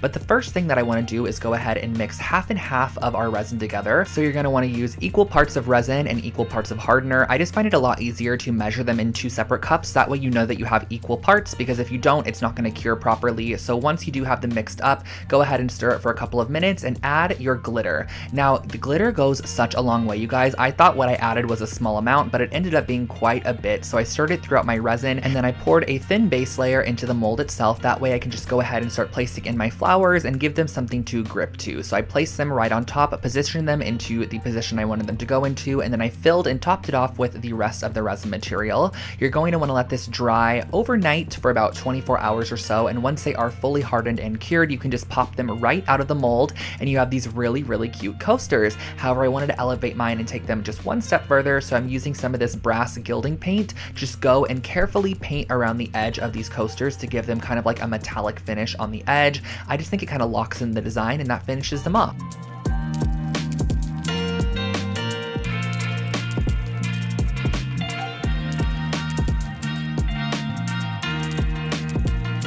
This is probably one of my favorite dollar store projects I've ever created, and I ended up finding a ton of these little canvases in different sizes and also some assorted faux florals at the dollar store, and I pulled them off of the stem. We're going to be doing a very similar method to that gold brass mirror that we created earlier, but we're going to turn this one into a really cute wall hanging. So the first thing I did was I grabbed all my florals from the Dollar Tree, brought them outside, and just gave them a coat of brass spray paint just to kind of get the actual coating process going. We're going to be able to go back in later and really finish it off, but for now we're going to be using the brass spray paint. The next thing that I did was I went in and I added gold paint to the back side of all of my canvases, and I love how it goes over the top of the staple. It really makes it look welded. Next, moving on, we're going to be applying the first set of florals to our wooden dowel. Now from this wooden dowel, our little canvases are going to hang, so this is going to be kind of like the most focal point of the piece. I brought it back outside once all of our florals were attached to it and just sprayed any of those excess areas. And last but not least, you're just going to go ahead and use some string and apply on your canvases.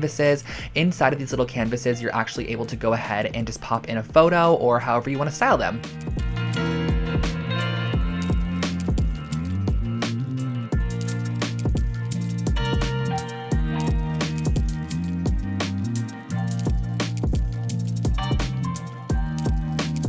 One of my most viewed videos on my channel is actually this IKEA hacks video where I turned this Trampa doormat from IKEA into a really cute, just customized doormat. So all you're going to actually need is some black paint and a paintbrush. And what I'm going to be doing is on the bottom left-hand corner, I'm going to be writing the word hello. So just kind of freehand writing this out. You can totally use block letters or a stencil to help you with this. Flipping it completely 180, I'm going to go ahead on the opposite side and put goodbye. This is just such a cute idea. You can actually place this right outside of your door, have the hello face the person as they enter, and the goodbye face them as they leave.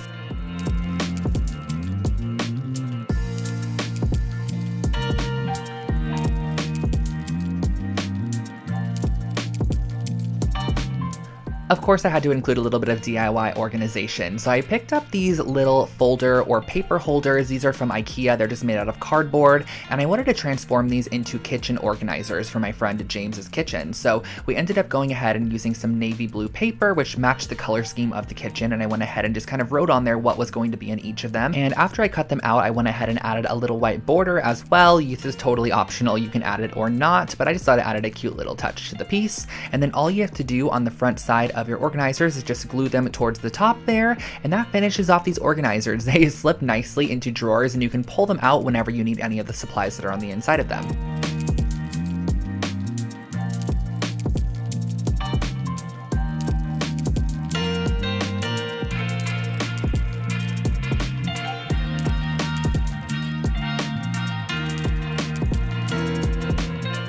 This next project was a really fun one where I ended up using silverware. This is just plastic silverware from the dollar store along with a 12-inch circle base, and I went ahead and I broke all of my spoons more towards the actual round part of the spoon. That way we had a longer handle section which we could actually glue onto the outside back of the mirror. So what I went ahead and I did was I started by gluing these on and kind of evenly spacing them around the outside exterior, and this is what we ended up having from the back side. And then what I next did was I went ahead and I added the spoon portion as well. This is just going to add a little bit more dimension and detail to the piece, and that's just really an inexpensive and structural way on how to elevate any basic mirror.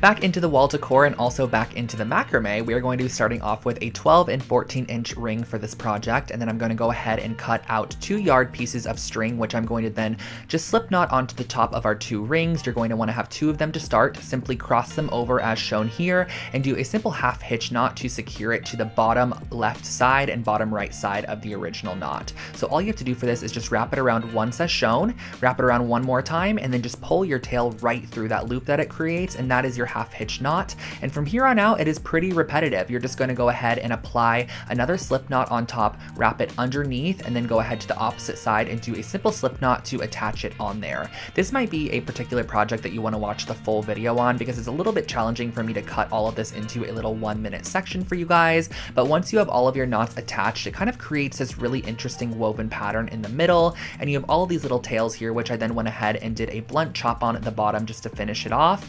On the top back side, I added a little loop that I could hang this up on the wall with, and that finished off this wall decor project. I really like this one, and you guys also have recreated it so many times.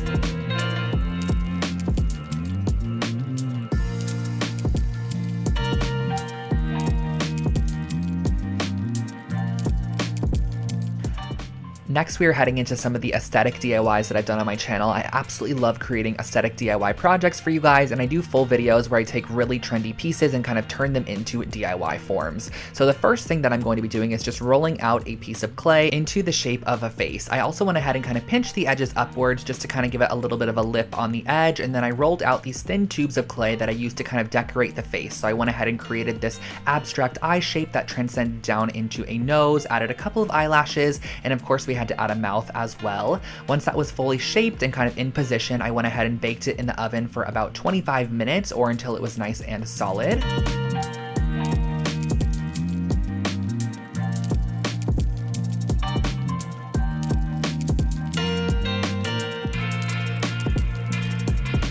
I remember seeing these wreath forms at the Dollar Tree all the time, and I never knew what to do with them, but I always knew I wanted to create something with a wreath form. So I went ahead and I grabbed this really thin gauge artistic wire, and I started off by just wrapping it all the way around the entire exterior of this wreath form. So I just kind of cut off sections and wrapped it as I went, just kind of going around the front side and the back side pretty close together, and occasionally also wrapping it around our middle strand or the top strand to kind of just add a little bit more detail and make the wire not look super uniform. So every now and then I would kind of just wrap it around the middle, or I'd wrap it around the top, and it just added a little bit more interest to the piece. So I went ahead and finished the entire round of this piece, and then I went ahead and grabbed some masking tape, and I kind of just placed it randomly every couple of inches around the frame there, and I went in with my gold spray paint thinking that once I removed it, it would be such a cool mixed metal design, and I just honestly didn't like it that much. So I actually went back with white spray paint and spray painted the full piece white and finished it off with some brass gilding paint around the entire outside edge and also the inner rim, and that finishes off your new picture frame.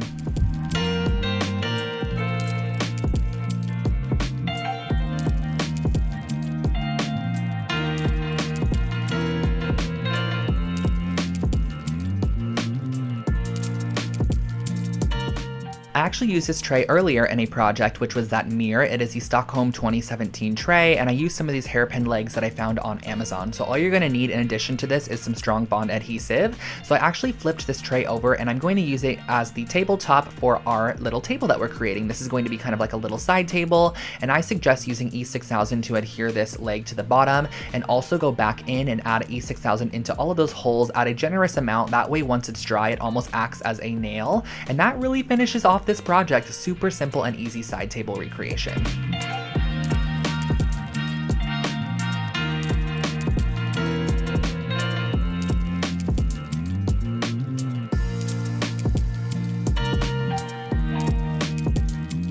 Now this is a super simple way how to create your very own kind of bar cart or little kitchen island section for a small apartment. So I went ahead and I picked up this Mulger little rolling unit, and I realized that I wanted to have it kind of have black accents along with the wood accents that it's originally made from. So I kind of mapped out where I wanted my black to be on top of this little reference drawing, and I also grabbed some of these hooks as well, along with some black spray paint. So I brought all of the pieces outside that I wanted black, and I gave them a nice coat of the matte farmhouse black spray paint, which is my favorite color from Rust-Oleum, and I did it on all of the sides. This was so satisfying to spray paint. I also went ahead and grabbed some of these little wooden trays, which I used on a former project as well. I used them as the legs once again, so just making sure to flip them in all directions and give them a nice generous coat of the black spray paint. And once they have fully dried, you can go ahead and reassemble your entire piece. What I did was I just went ahead and followed the instructions, reassembled it as is, and I just love the details of black. On the bottom of this piece, instead of using the rolling wheels, I actually went ahead and secured on those new legs and added a couple of hooks to the side. That way we could hang on a little cutting board. This was also from Ikea. I screwed a couple of hooks into the cutting board. That way you can kind of have it hang off the side. And I thought this was the perfect little bar cart addition to any small space.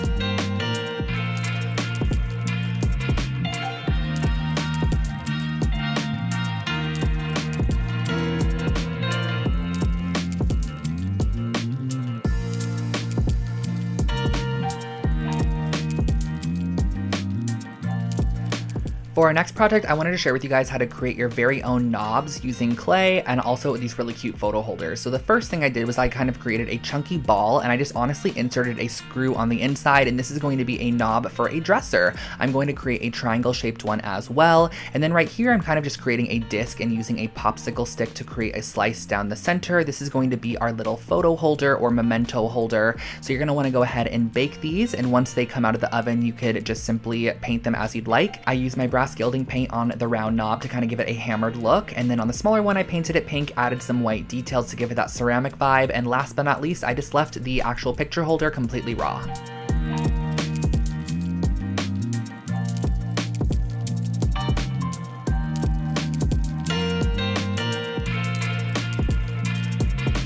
I personally am not a great painter, but I can definitely do an abstract art piece every now and then. So I picked up this wooden canvas and I started off by painting the entire base of the canvas with this cream colored paint. It kind of has like a little bit of an orangey peachy tone to it, which I love. And next what I went ahead and did was actually go in and mark around the edge about a 1/4 inch in. That way I could tape it off, because I'm going to be adding a yellow kind of squiggled section to the bottom here. And what I mean by that is I'm going to kind of create a line that's a bit more organic and free flowing towards the top there. This is kind of emulated off of a mid-century art piece that I've seen. So on the left side, I'm using some black dots to kind of just create a abstract pattern. And then on the right side, I'm filling in all the blank space with some lines. Now on the far left side, I kind of messed up here. I did too many of those dots. So I just went back in and kind of just covered them up with our original cream colored paint. And that finishes off your wall art.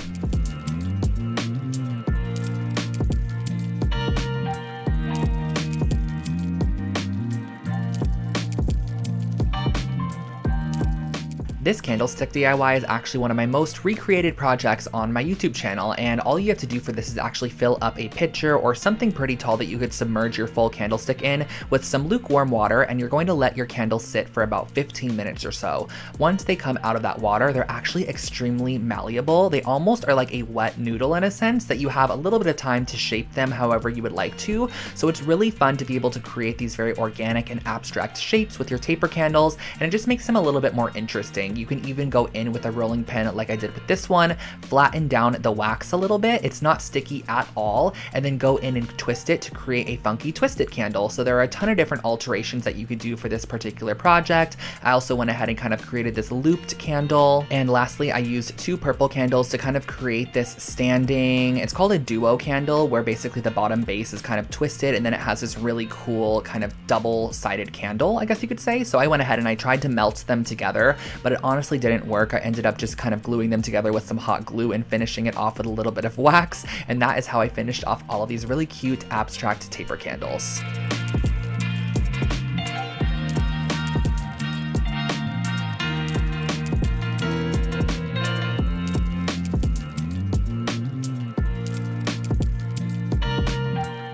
This next project was one that I kind of just did for fun with materials that I already owned. I used one of the little woven macrame baskets from Ikea along with the round circle object, which is this one right here. I've used this in a previous DIY as well. And I went ahead and I constructed it. And what I kind of realized I could do with these 2 Ikea items was actually create a basketball hoop, which sounds strange, but I thought it was really cute for like a little boy's room or something like that. So I went ahead and I cut away the mesh from the bag. So we just had this nice little like layer of mesh that I could then use to create my very own net. So what I basically did to create this net was I went ahead and I added a little dab of hot glue every now and then, and I just adhered it around the actual ring of the little Lindrande piece from Ikea. And once it was fully secured around on the back side, I did adhere it all the way on the back, and I glued together the net kind of on the back side because it was going to be open on the back side. So I glued that together as well. I then went ahead and cut away any excess material that I didn't need to use anymore. And I grabbed that little rimming that was actually the original handle of the bag, and I just glued it onto the bottom there just to make it seem a little bit more secure and overall a bit more finished. So once I had that glued on, I was able to attach my very own hook on the back side, and this is how I created a little basketball hoop for a little boy's room or anywhere you want to add this.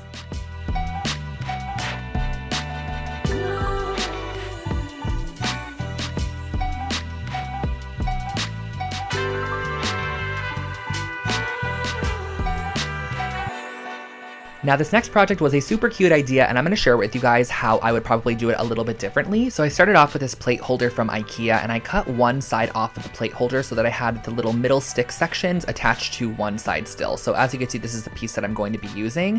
But something I did for this project, I don't know why I did this, but I just glued it down with some strong bond adhesive when I definitely should have drilled some holes in there and kind of lodged the wood pieces in there so it's a bit more secure, along with some glue as well. Now these shelf brackets I picked up at the dollar store, and I spray painted them with my matte farmhouse black spray paint. And once I had those done, I went ahead and I also sprayed 2 of these little hooks. And my intention for this being used was to actually hang wine glasses upside down on the little dish holder, and then on top you can add wine bottles and anything you want to add on the left side on the hooks.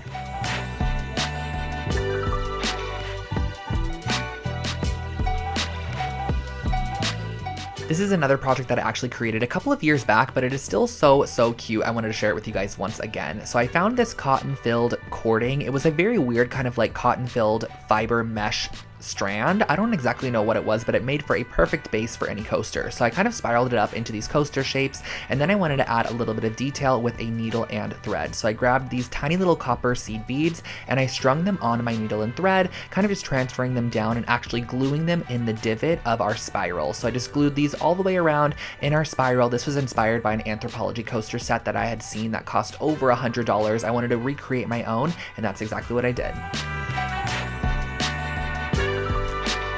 For our next project, I started off with this 14-inch round wood mirror, and I'm going to use my chipboard here, and I'm going to be cutting it down to be 12 inches wide, and I actually ended up having to add 2 more inches since it is 14 inches and about 6 inches tall. So I glued and adhered together 2 pieces of chipboard and just added a little bit of additional glue on the back side to make sure it was nice and secured. But essentially this is actually going to be fully wrapped in this yarn material, so there is no reason for it to be like extra strong or anything, as it will be glued down to the mirror once it is done. So all I did for this next process was just literally wrapped the entire piece in this burgundy toned yarn, and I went ahead and I set aside our yarn section, and I grabbed this gold washi tape from my stash, and I'm going to be wrapping this around the entire exterior of the mirror on the front side to almost make it look like there's a welded gold frame on the outside of this mirror. It just adds a little bit more detail in my opinion, so I added that on, and then towards the bottom half I didn't add it because I knew that I was going to be covering it with our little yarn wrapped section here. So that is exactly what I did. I placed down our little yarn wrap section, and then I also went in and added this little wood strip which I had in my stash onto the top there. So I cut that off and I adhered it down with some Fabri-Tac adhesive, coated it in that same exact gold finish tape, and then glued it right at the top there, and that finished off our little wall mirror. You can add a hook on the back side if you want to hang it up, just like I did with a little bit of macrame cord, and that finished off this project.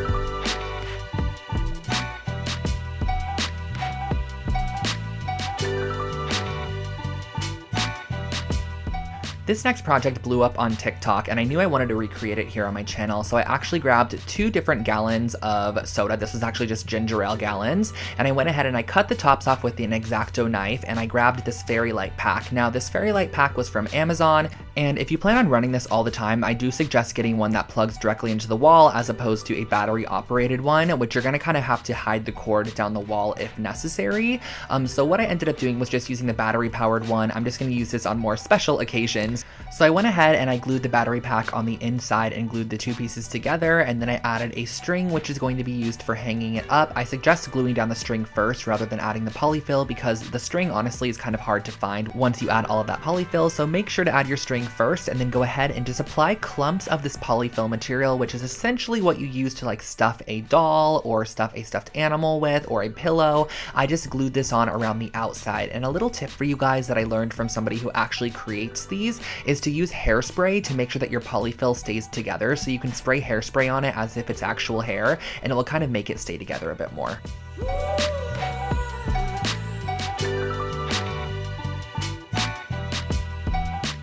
This is a really cute way how to make your very own Polaroid magnets for your fridge or any surface that you can add magnets to. So the first thing that I did was I actually went into my Photoshop application and I found a Polaroid image on Google, and I just duplicated it 8 times, and then I went to Pinterest and found a couple of images and just screenshot them into square shapes, just images that I personally liked. And I also did one of myself just to show you guys the different variations you can go for. I popped the images on the inside of each of the Polaroids there, and I printed it out as shown. And next what you're going to want to do is just cut them out using an X-Acto knife. So I just cut around all of the edges, making sure that each of my little Polaroids was its own image, and just kind of making sure to cleanly cut each of the Polaroid pieces because we are going to be adding these onto a foam sheet next, which is kind of going to elevate them and just make them a bit more substantial. So I went ahead and I cut down different foam squares for each of our little magnets, and I glued on top of it our printed out piece of paper, and that really finishes off the base of our magnet. Super simple and very, very easy.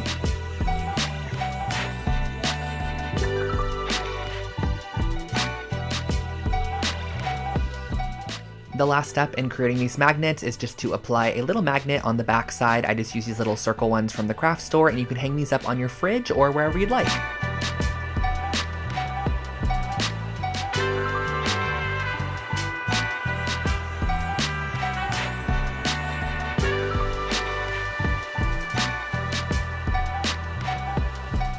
Here is another anthropology-inspired project that I saw online. It was about $60 to $100 per piece, so I picked up this woven placemat at Target for just under $5 and used a little bit of macrame cord, and I cut them into 6-inch strips and used a crochet hook to weave them on the outside of the entire ring of this placemat. This is just a very repetitive process of looping through our macrame cording around the entire exterior of this piece, trimming it once you're completely done, and then what you're going to actually do is unravel the entire strand of macrame cording. It's kind of like a rope, so it is pretty easy to go in there and kind of unravel it a little bit, and then you get the individual fibers, which I used a little pair of tweezers to just kind of brush out. And once you're completely done with that, you can again spray some hairspray on these if you want them to stand up a little bit more straight, add a loop on the back side to hang it on the wall, and that finishes off this wall decor.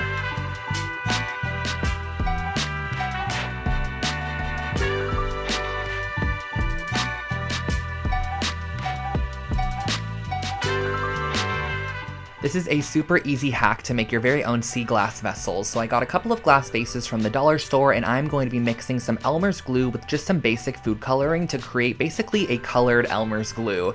And all you have to do from here on out is actually just paint this on the exterior of your glass vessel, and once it dries down, it's going to end up being such a pretty matte color. So I ended up applying just a decent amount of glue and then adding in a couple drops of food coloring. Do keep in mind that it's going to be pretty translucent, but once it dries eyes, you're really going to be able to see that color. For this first one here, I just did a nice minty green shade, and for our second one, I added some more Elmer's glue into a Dixie cup, and I just went ahead and I did a blue sea glass, which I love the way that this one turned out. I went ahead and I applied a nice coat on the outside of our vessel, and then you're just gonna let them dry, and once they are dry, they look super cute like this.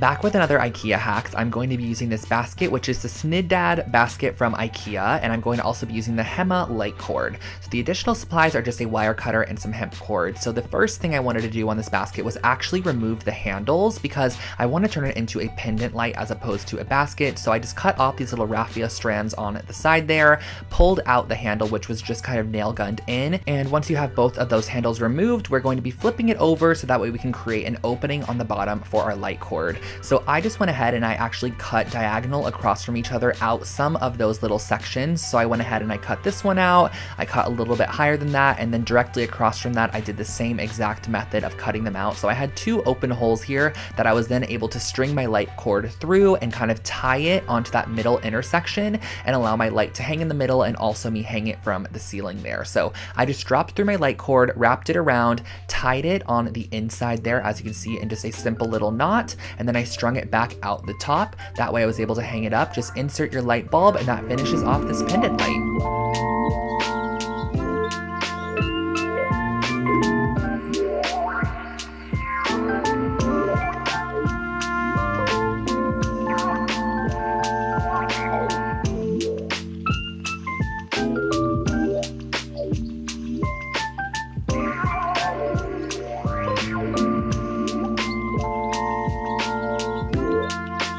When it comes to shelf styling, I love these kind of geometric brass or just metal objects. I think they're so much fun. So I ended up creating my very own using these wind twisters from the dollar store. This is what they look like originally. They are so ugly, but I actually glued a couple of them together to start, and I used a wooden dowel as kind of the base for our little structure. So I'm going to be sticking that through, applying some hot glue, and just hot gluing down our wind twister onto it.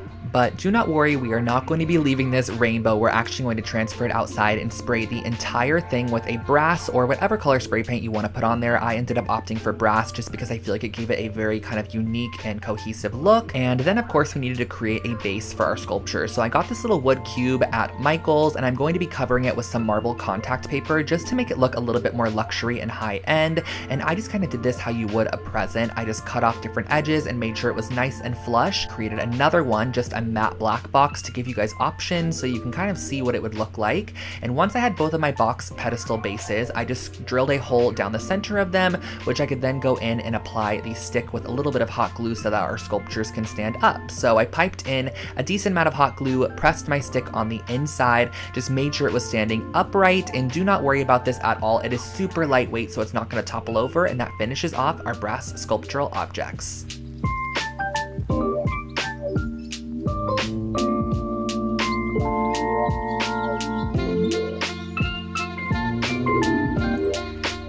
If you're into geometric shapes and 3D art, this one is perfect for you. So I basically went ahead and I grabbed these little wooden dowels here that I got at Michael's, and I'm going to be creating some pyramids out of these. So I actually, again, work on parchment paper for these kinds of projects. That way I can easily peel them off once I am done. So I believe that I ended up creating about 7 of these pyramid shapes, and I'm going to be painting 3 of them pink because we are also going to be going onto our canvas and taping off a diagonal section, which we are also going to be painting that same exact pink color. So on the smaller side, we're going to be painting the pink side and adding 3 of our little pyramids that we also painted pink onto that side. On the opposite side, we're going to be adding just our wood pyramids just opposite that, and that really finishes off this art piece. It's super simple, but also very fun.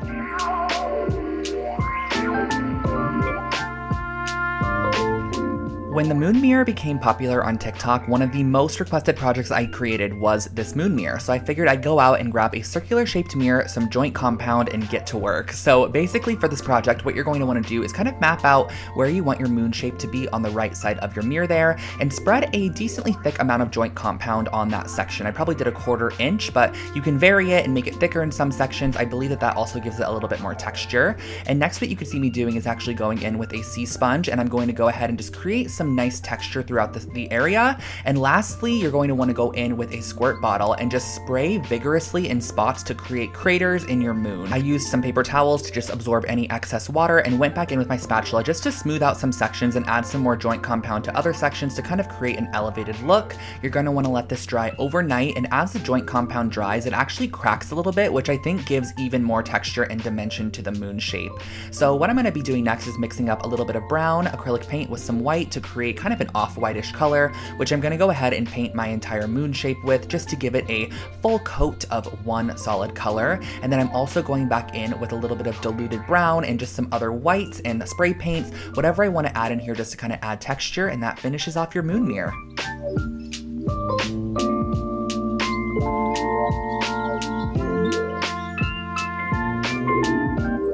This next project is actually one of the most current projects that I posted on my channel. It is how I took this Ivar shelf side unit and turned it into a blanket ladder. So basically on the inside of the shelf unit, you can see that there are a ton of different holes which allow you to adjust your shelves as you'd like, but I just went ahead and every other hole I actually drilled through all the way to the opposite side because I wanted to be able to add lacing to the sides of this ladder just to give it a little bit more detail than just staining it as is. So that's exactly what I did. I also cut off the very bottom middle post, brought it outside, gave it a nice sanding to ensure that there were no splintered edges and that everything was nice and smooth, and I took out my classic black wood stain and gave it a full coat of this stain all the way around using a foam brush. You could totally apply it with whatever you'd like, a paper towel, a foam brush, and just let that dry outside for a full-on day. I especially say this for the black color because the black one seems to actually kind of bleed in some areas, so the more time you give it to dry, the better. I then grabbed some macrame cording and applied some tape to the end of them. This kind of makes a makeshift needle and just makes it a little bit easier for you to string that cording through the side there.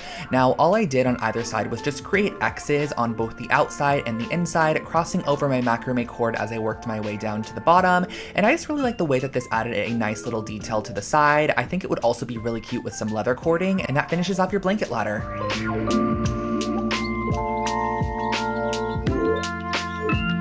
For our next project, we are jumping into something a little bit more intermediate when it comes to macrame. I know some of the earlier projects were a bit more simple, but what I'm going to start off by doing is just cutting some long strands, 6-foot strands, and you're going to need 8 of them. I then went ahead and tied all 8 strands into a knot, and this is going to be our very bottom section, so I suggest that you kind of separate them in sections of 2 and create a plus sign with your macrame cord. Now, what you're going to start off by doing is creating a sequence of square knots once again, which is just right over left and then left over right. That's how you create a simple square knot, and I just made these probably about 2 inches from our base section. So we kind of have this little flower shape. Then grabbing neighboring strands, you're going to do the same exact thing, creating a square knot with 2 neighboring strands about the same distance that you created with your first ones from the center knot, and just make sure that they're as even as possible. This will just make your macrame look a lot better in the end. I placed my bowl on top to get an idea of how much more I would need to macrame upwards, and for this next section, I probably went up about 6 inches and created another square knot here. So as you can see, applying my next round of square knots, and then we're going to be doing a little bit of macrame, which is basically just constant right over left, left over right to create these little sections, and that finishes off your macrame planter.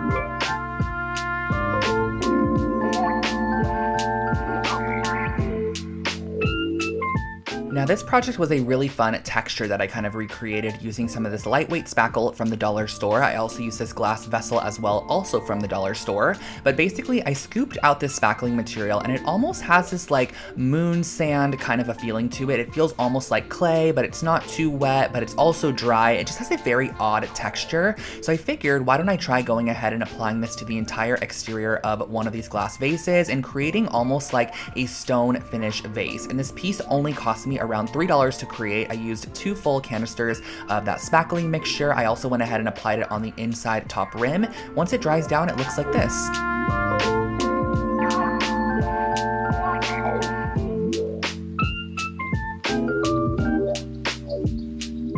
Tiled furniture has been super popular across TikTok and social media lately, but I wanted to downsize it for people that maybe are a little bit intimidated to create their own furniture piece, so we are going to be creating some tile coasters. I got these 2x2 square tiles from a shop in Los Angeles called Floor & Decor, and I cut them out into 2x2 sections to create a small little coaster, and I went ahead and adhered them to a piece of cork board just because I felt like the cork would be a nice material to kind of sit on top of any tabletop, and the tile will not scratch it. So I adhered those down first on all of my coasters, and went ahead and make sure that they were nicely attached, and then cut them out using an X-Acto knife or a pair of scissors.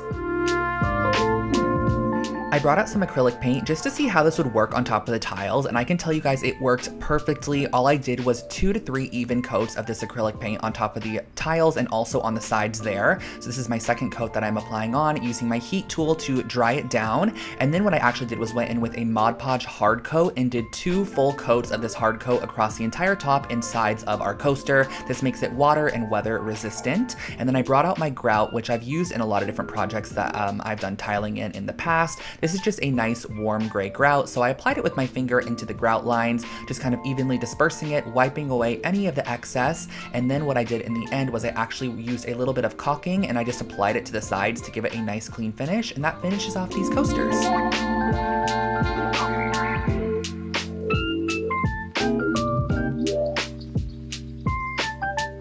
Now here is another project using a joint compound. I'm going to be using a canvas and also a spatula and a couple of acrylic paints. So essentially we are going to be mixing up, and I think this is such an aesthetically pleasing project. It just is so nice to watch it be done. I mixed up some paint with some joint compound to create a very thick kind of essentially paint that I then went ahead and spatulaed onto a canvas. So I kind of wanted to do a variation of colors. There was no rhyme or reason to this, but I think it would be really cute if you had an accent color in your space to do like an ombre.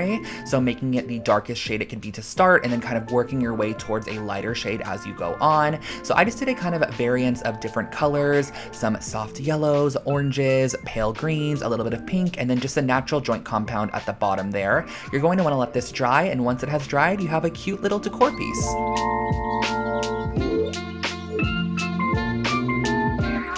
I think this next project is one of my favorite pillow DIYs that I've done on this channel. I think it just turned out so cute. I basically ended up using some of this wool roving yarn and cutting them into 3 strip sections because I'm going to be ending up braiding them and turning them into little pieces that we're going to be decorating on top of the pillow. So I started off by tying a knot and leaving just a little bit of a tail on there because we're actually going to be using that as a tassel in the future. And I'm just going ahead and doing a simple braid down this entire section here. Now you're going to need 6 pieces that are 14 inches braided length, and then you're going to need 2 sections that are 4-foot braided length. So once you have all of your strands created here, you're going to go ahead and start decorating your pillow. I'm going to be using Fabri-Tac adhesive, which is a fabric glue that works really great, and kind of following this pillow that I found on Wayfair, but it was $120, and I was like, we can easily create this for way less. I think this project ended up costing around $15 to create, and I used my Fabri-Tac to adhere down my little strips along the front of the pillow. Once I reached the end as well, I went ahead and I just tied them in a knot. That way I kind of had a little bit of a tassel hanging off the side of the pillow. And as you can see here, I'm cutting those tassel edges, and that really finishes off this pillow. It turned out so freaking cute in the end, and I think this is a really fun project.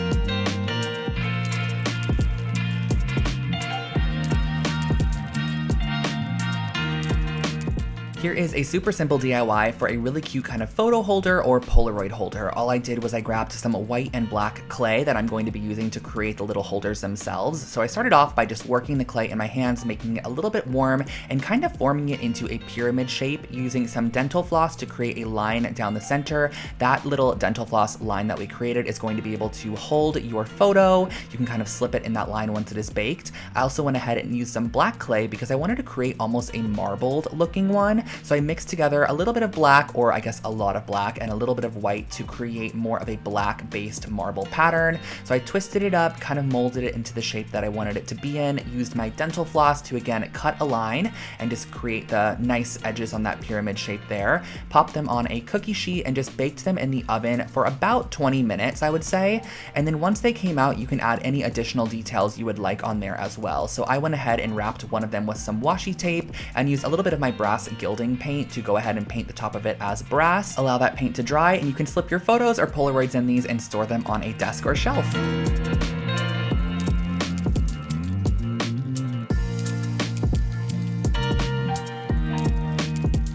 This next project is a shell trinket tray with a little bit of an artistic touch. So I basically went ahead and found these large shells on Amazon, and I'm going to be using the inverse of the shell to create some small trinket trays. On this first one, I'm using some black acrylic paint just to almost create like a Dalmatian spotted abstract pattern.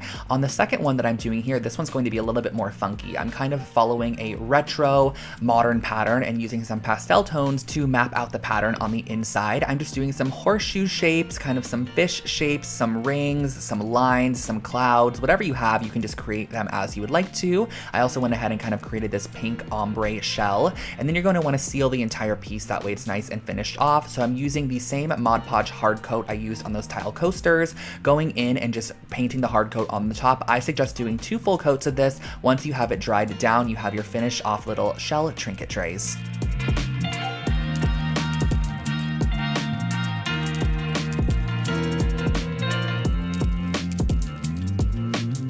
Whenever I would go to the dollar store, I would always see these hula hoops, and I finally picked one up and decided I'm going to be creating a DIY with this. So I ripped off the exterior pink and silver lining, and I spray painted the hoop black to start, and then I used these campfire skewers that are also from the dollar store, and I applied a little bit of wood stain to them. So using the early American wood stain, I just wanted to warm them up a little bit as they were kind of more on the yellow side, and then I used my industrial scissors to go ahead and cut these down to the lengths that I wanted them to be. These are basically going to be 2 different strips in the middle section that we are going to be applying some yarn to. So for our underside, we're going to be applying this more tan tone. So I did 2 to 3 strips per section and just kind of lark's head knotted it onto our dowel there. Moving on to the white section on top, I did the same exact thing with the white roving yarn, and I glued down the 2 different sections so that they overlaid each other, and also created this little section at the top that kind of created a triangle. And overall, I feel like it really just unified the piece as one. It kind of before just looked like I had some random yarn strands hanging there, but when I added that top piece, it really made the full section look like it was complete.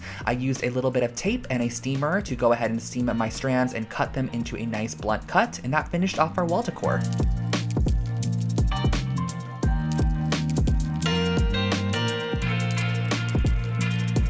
I absolutely loved the way this wall decor piece turned out. It was so freaking cute. So I went ahead and started off by taking this little wood balsa wood piece that I got at the craft store, and I cut it into a 2-foot long section. So using my saw, I cut that down, and then I went ahead and I cut a ton of pieces of macrame cording at the same exact length. I believe for this project, I cut them to about 4-foot long sections, but you can totally alter it as you would like to. And using some hot glue, I went ahead and started placing down my strips. Now you're going to want to figure out how many strips you want to have in your first section, because we are then going to be transferring them over to the opposite side and gluing them down. So you're firstly going to want to figure out how long that section of macrame glued down is. It was about 10 inches, so I measured in 10 inches on the opposite side, so I knew where to start gluing down, because you're going to want to basically start with your first strand that you glued down, glue that first strand down to your 10-inch marked section on the opposite side, and continue along. Once you have them all glued down, you can actually bring this over to a dye bath and give it a nice dip dye. So I started off with a light color, kind of dipping it all the way in, adding a bit more dye, dipping it partial way in, adding a little bit more dye, and then dipping it a little bit of the way in. And then once you are fully finished with this piece, you can let it dry, and that finishes off your ombre macrame wall decor.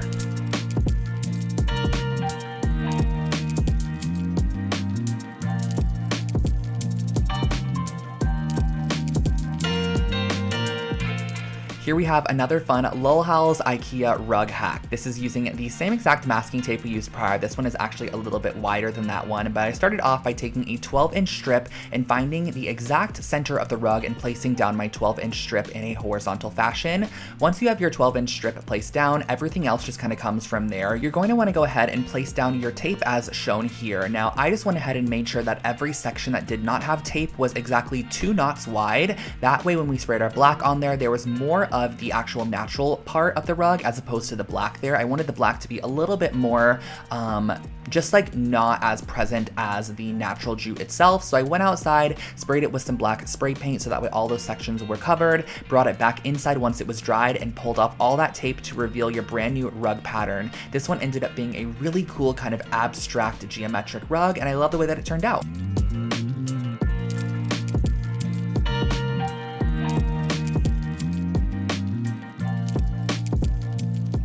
This was actually a project that I created out of need for this specific piece. I really wanted a cement tissue box holder, so I decided why don't I go ahead and create my own. So I went ahead and I mixed Mod Podge with cement mix. So my reasoning behind this was I felt like if I was just go ahead and mix up the concrete as you normally would with some water, it would probably just fall right off the exterior of our tissue box holder. So I went ahead and I mixed it up with Mod Podge to kind of create more of a pasty glue material, which I was then able to brush on top of this raw wood box, which I found at Michael's craft store. So I went ahead and I started by painting a generous coat of our cement paint on the outside here. I think this is a really great technique too, because you can really give anything a nice cement coat finish, like whether it be a table lamp or something thrifted, you can actually give it a pretty decent cement coat with some Mod Podge and some cement powder. Just let it dry and you're good to go.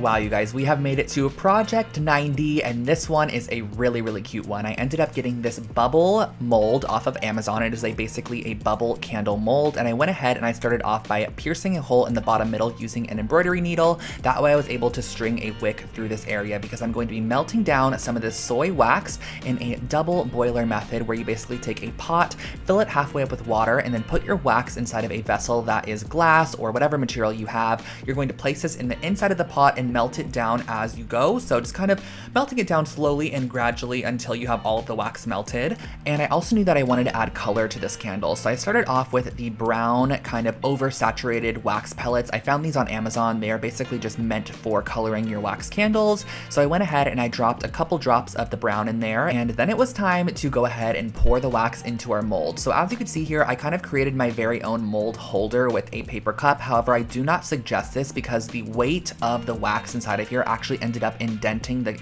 underside of that cup into our candle. So as you can see here, I went ahead and I applied a clothespin to hold the wick in place. I let the wax fully cool, but as I took this one out, I love the color, by the way. It's like a deep caramel color.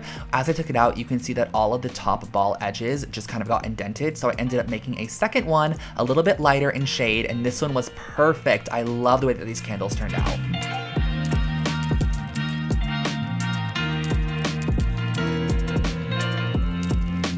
This next project is one that you might not believe is a dollar store based project, but it really is. I got this outdoor wooden picket fence from the dollar store. It was $1.99, and then I went ahead and I used my jigsaw to cut off all of the kind of pieces that were sticking off of the middle section, so you're ending up with a piece that looks like this. I then went ahead and grabbed some sandpaper just to sand down any of those cut edges to ensure they were nice and smooth, and I brought out once again my classic black Varathane wood stain to give this an entire coat of this classic black stain.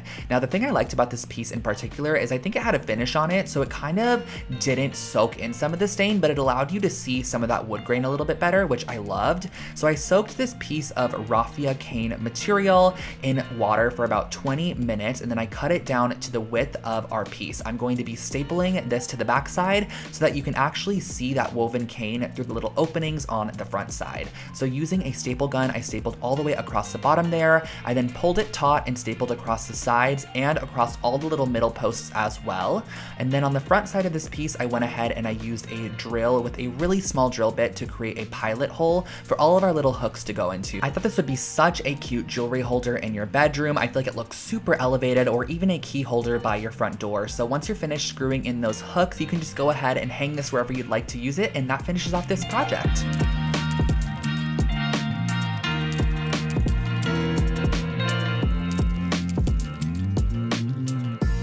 This is a really fun kind of artistic, artsy hack on upcycling old prints that you might not like anymore, or old art in general. This is also a great way to take thrifted art and just make it look so much more interesting. So what I actually did was taking the entire art piece in the frame itself, I went ahead and I taped off a diagonal section and then taped off any area that I didn't want my spray paint to hit. I also did the smaller one here, which kind of had an emphasis on yellow in the photo. It had yellow daisies, but on this opposite one, I ended up doing a nice little cream toned paint. On the smaller one, I did a yellow glossy paint, and once you remove the actual tape from these pieces and you have a nice generous coat of the spray paint on there, you just are left with such a unique kind of abstract art piece. And I love how the frame matches the paint on the picture itself. It's just a great way to elevate any old artwork or something that you might not like anymore.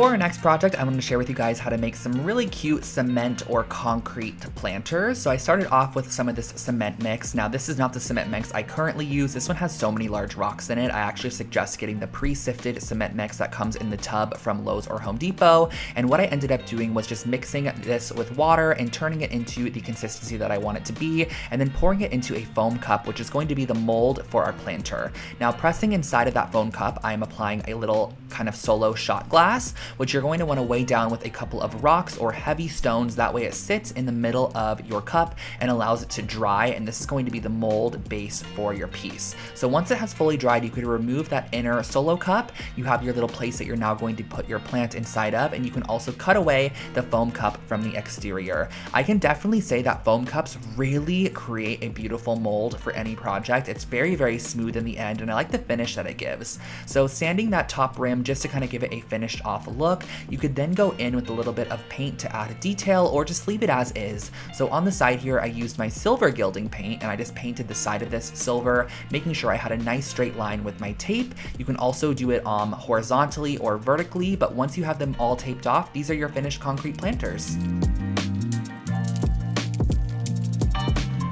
If you're in need of a boho pendant light, I have you covered with this Ikea hack. I basically ended up using 2 of these wooden bowls that you could find in the kitchen section with a large hole drill bit, because we are going to be drilling through the exact center of both of these bowls, both the large one and the small bowl. And next what you're going to want to do is go ahead and start stringing some wooden beads onto a jute cord, or whatever cord that you have that kind of matches the color tone of your bowls there. So to get our pendant shape, I'm actually going to be gluing the bowls on the outsides together. So as you can see, it's kind of creating this almost very, I guess, light shape. I feel like this is a very kind of mod light shape.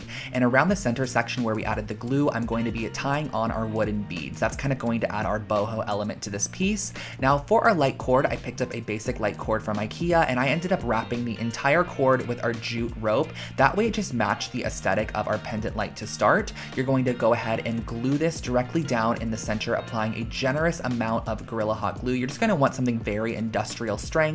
That way you can press this down in the center. Now on the underside, you're going to want to also apply on this piece, which kind of just finishes it off and makes it look a little bit more finished. And then pop your bulb in and you are good to go.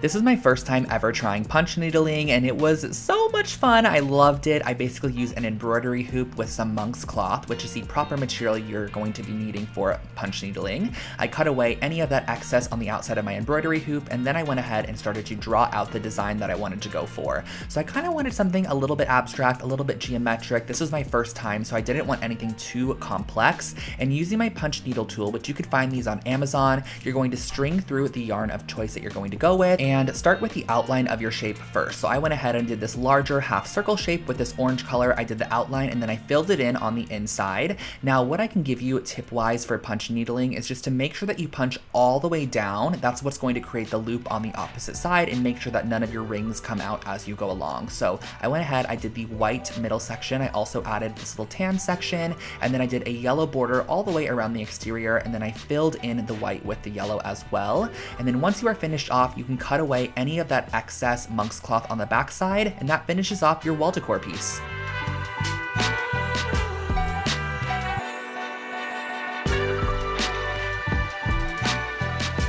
This next project is another super old project on my channel, one of the first DIYs that I ever created, and I wanted to create a little leaning ladder that kind of allowed you to display some of your decor or whatever you wanted to place on here. So I went to the hardware store and I got some wood cut down to the sizes featured in that first frame there, and basically I brought this outside and used nails to nail it together. Now if I was to be recreating this project currently, I would 1000% probably be using either wood glue and some screws, or just screws. I don't suggest using nails for this project, but that is how I went ahead and did it. I just went ahead and I nailed directly through the shelves on my piece along with the side there.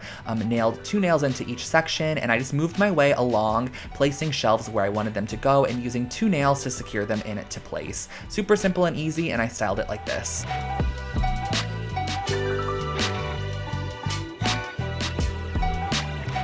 Neon signs are super funky and fun in home decor, however they can be pretty expensive if you need one custom made. So I wanted to share with you guys how to kind of create your very own makeshift neon sign, which I think would be a great Christmas gift for someone or birthday present or just piece for your own bedroom.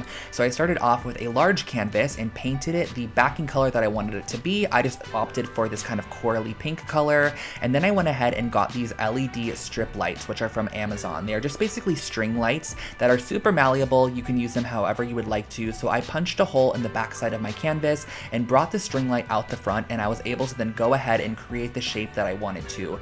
Now, I suggest going ahead and tracing out the design you want to go with first. That way you can go ahead and just use super glue to adhere it down. And I do suggest using super glue. It holds down the LED strip in literally a matter of 1 second. And once you finish off a desired section like the word hello, you can actually pull your light strip through the back side and then have it come up through a new section if you do want more LED on the front side. So I created a little border on the bottom, and I used a little bit of my pink paint just to go in and kind of cover up any of those super glue remnants because they are a little bit glossy. I taped my battery pack on the back side, and that finishes off your DIY LED sign.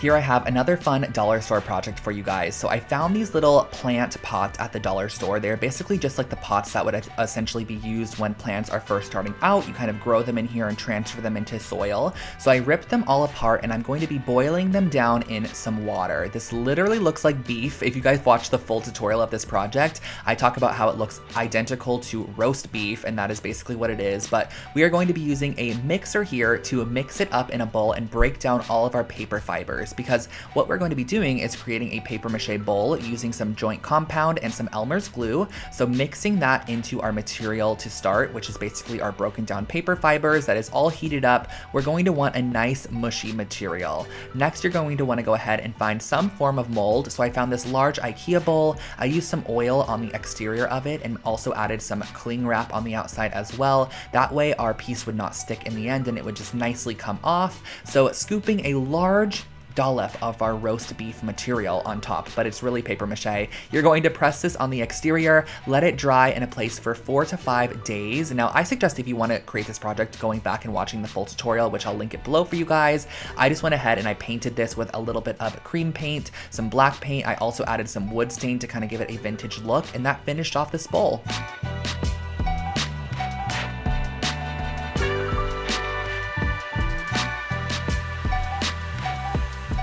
Project 99 is another oldie but goodie, you guys. I'm going to share with you how to create a cute little jewelry holder using some cement mix. So starting off, I'm mixing up my cement as I normally would with some water to create the consistency that I want to go for. I am then going to be pouring this about 3 inches deep into an oatmeal container. You can really use whatever you want for this project, but I found the oatmeal container worked perfectly. And as you can see, the next step is I'm going to be placing in a paper mache cone, which I'm going to press down into my cement mixture. That way, once it fully dries, it's kind of sealed on the inside of the cement and you can pull it away, and you're going to have your paper mache cone just stuck down in the middle there. Using a little bit of sandpaper, I went ahead and sanded down the edges to make sure that they were nice and clean. But this is how I created a really cute like bracelet or ring holder for your bedroom.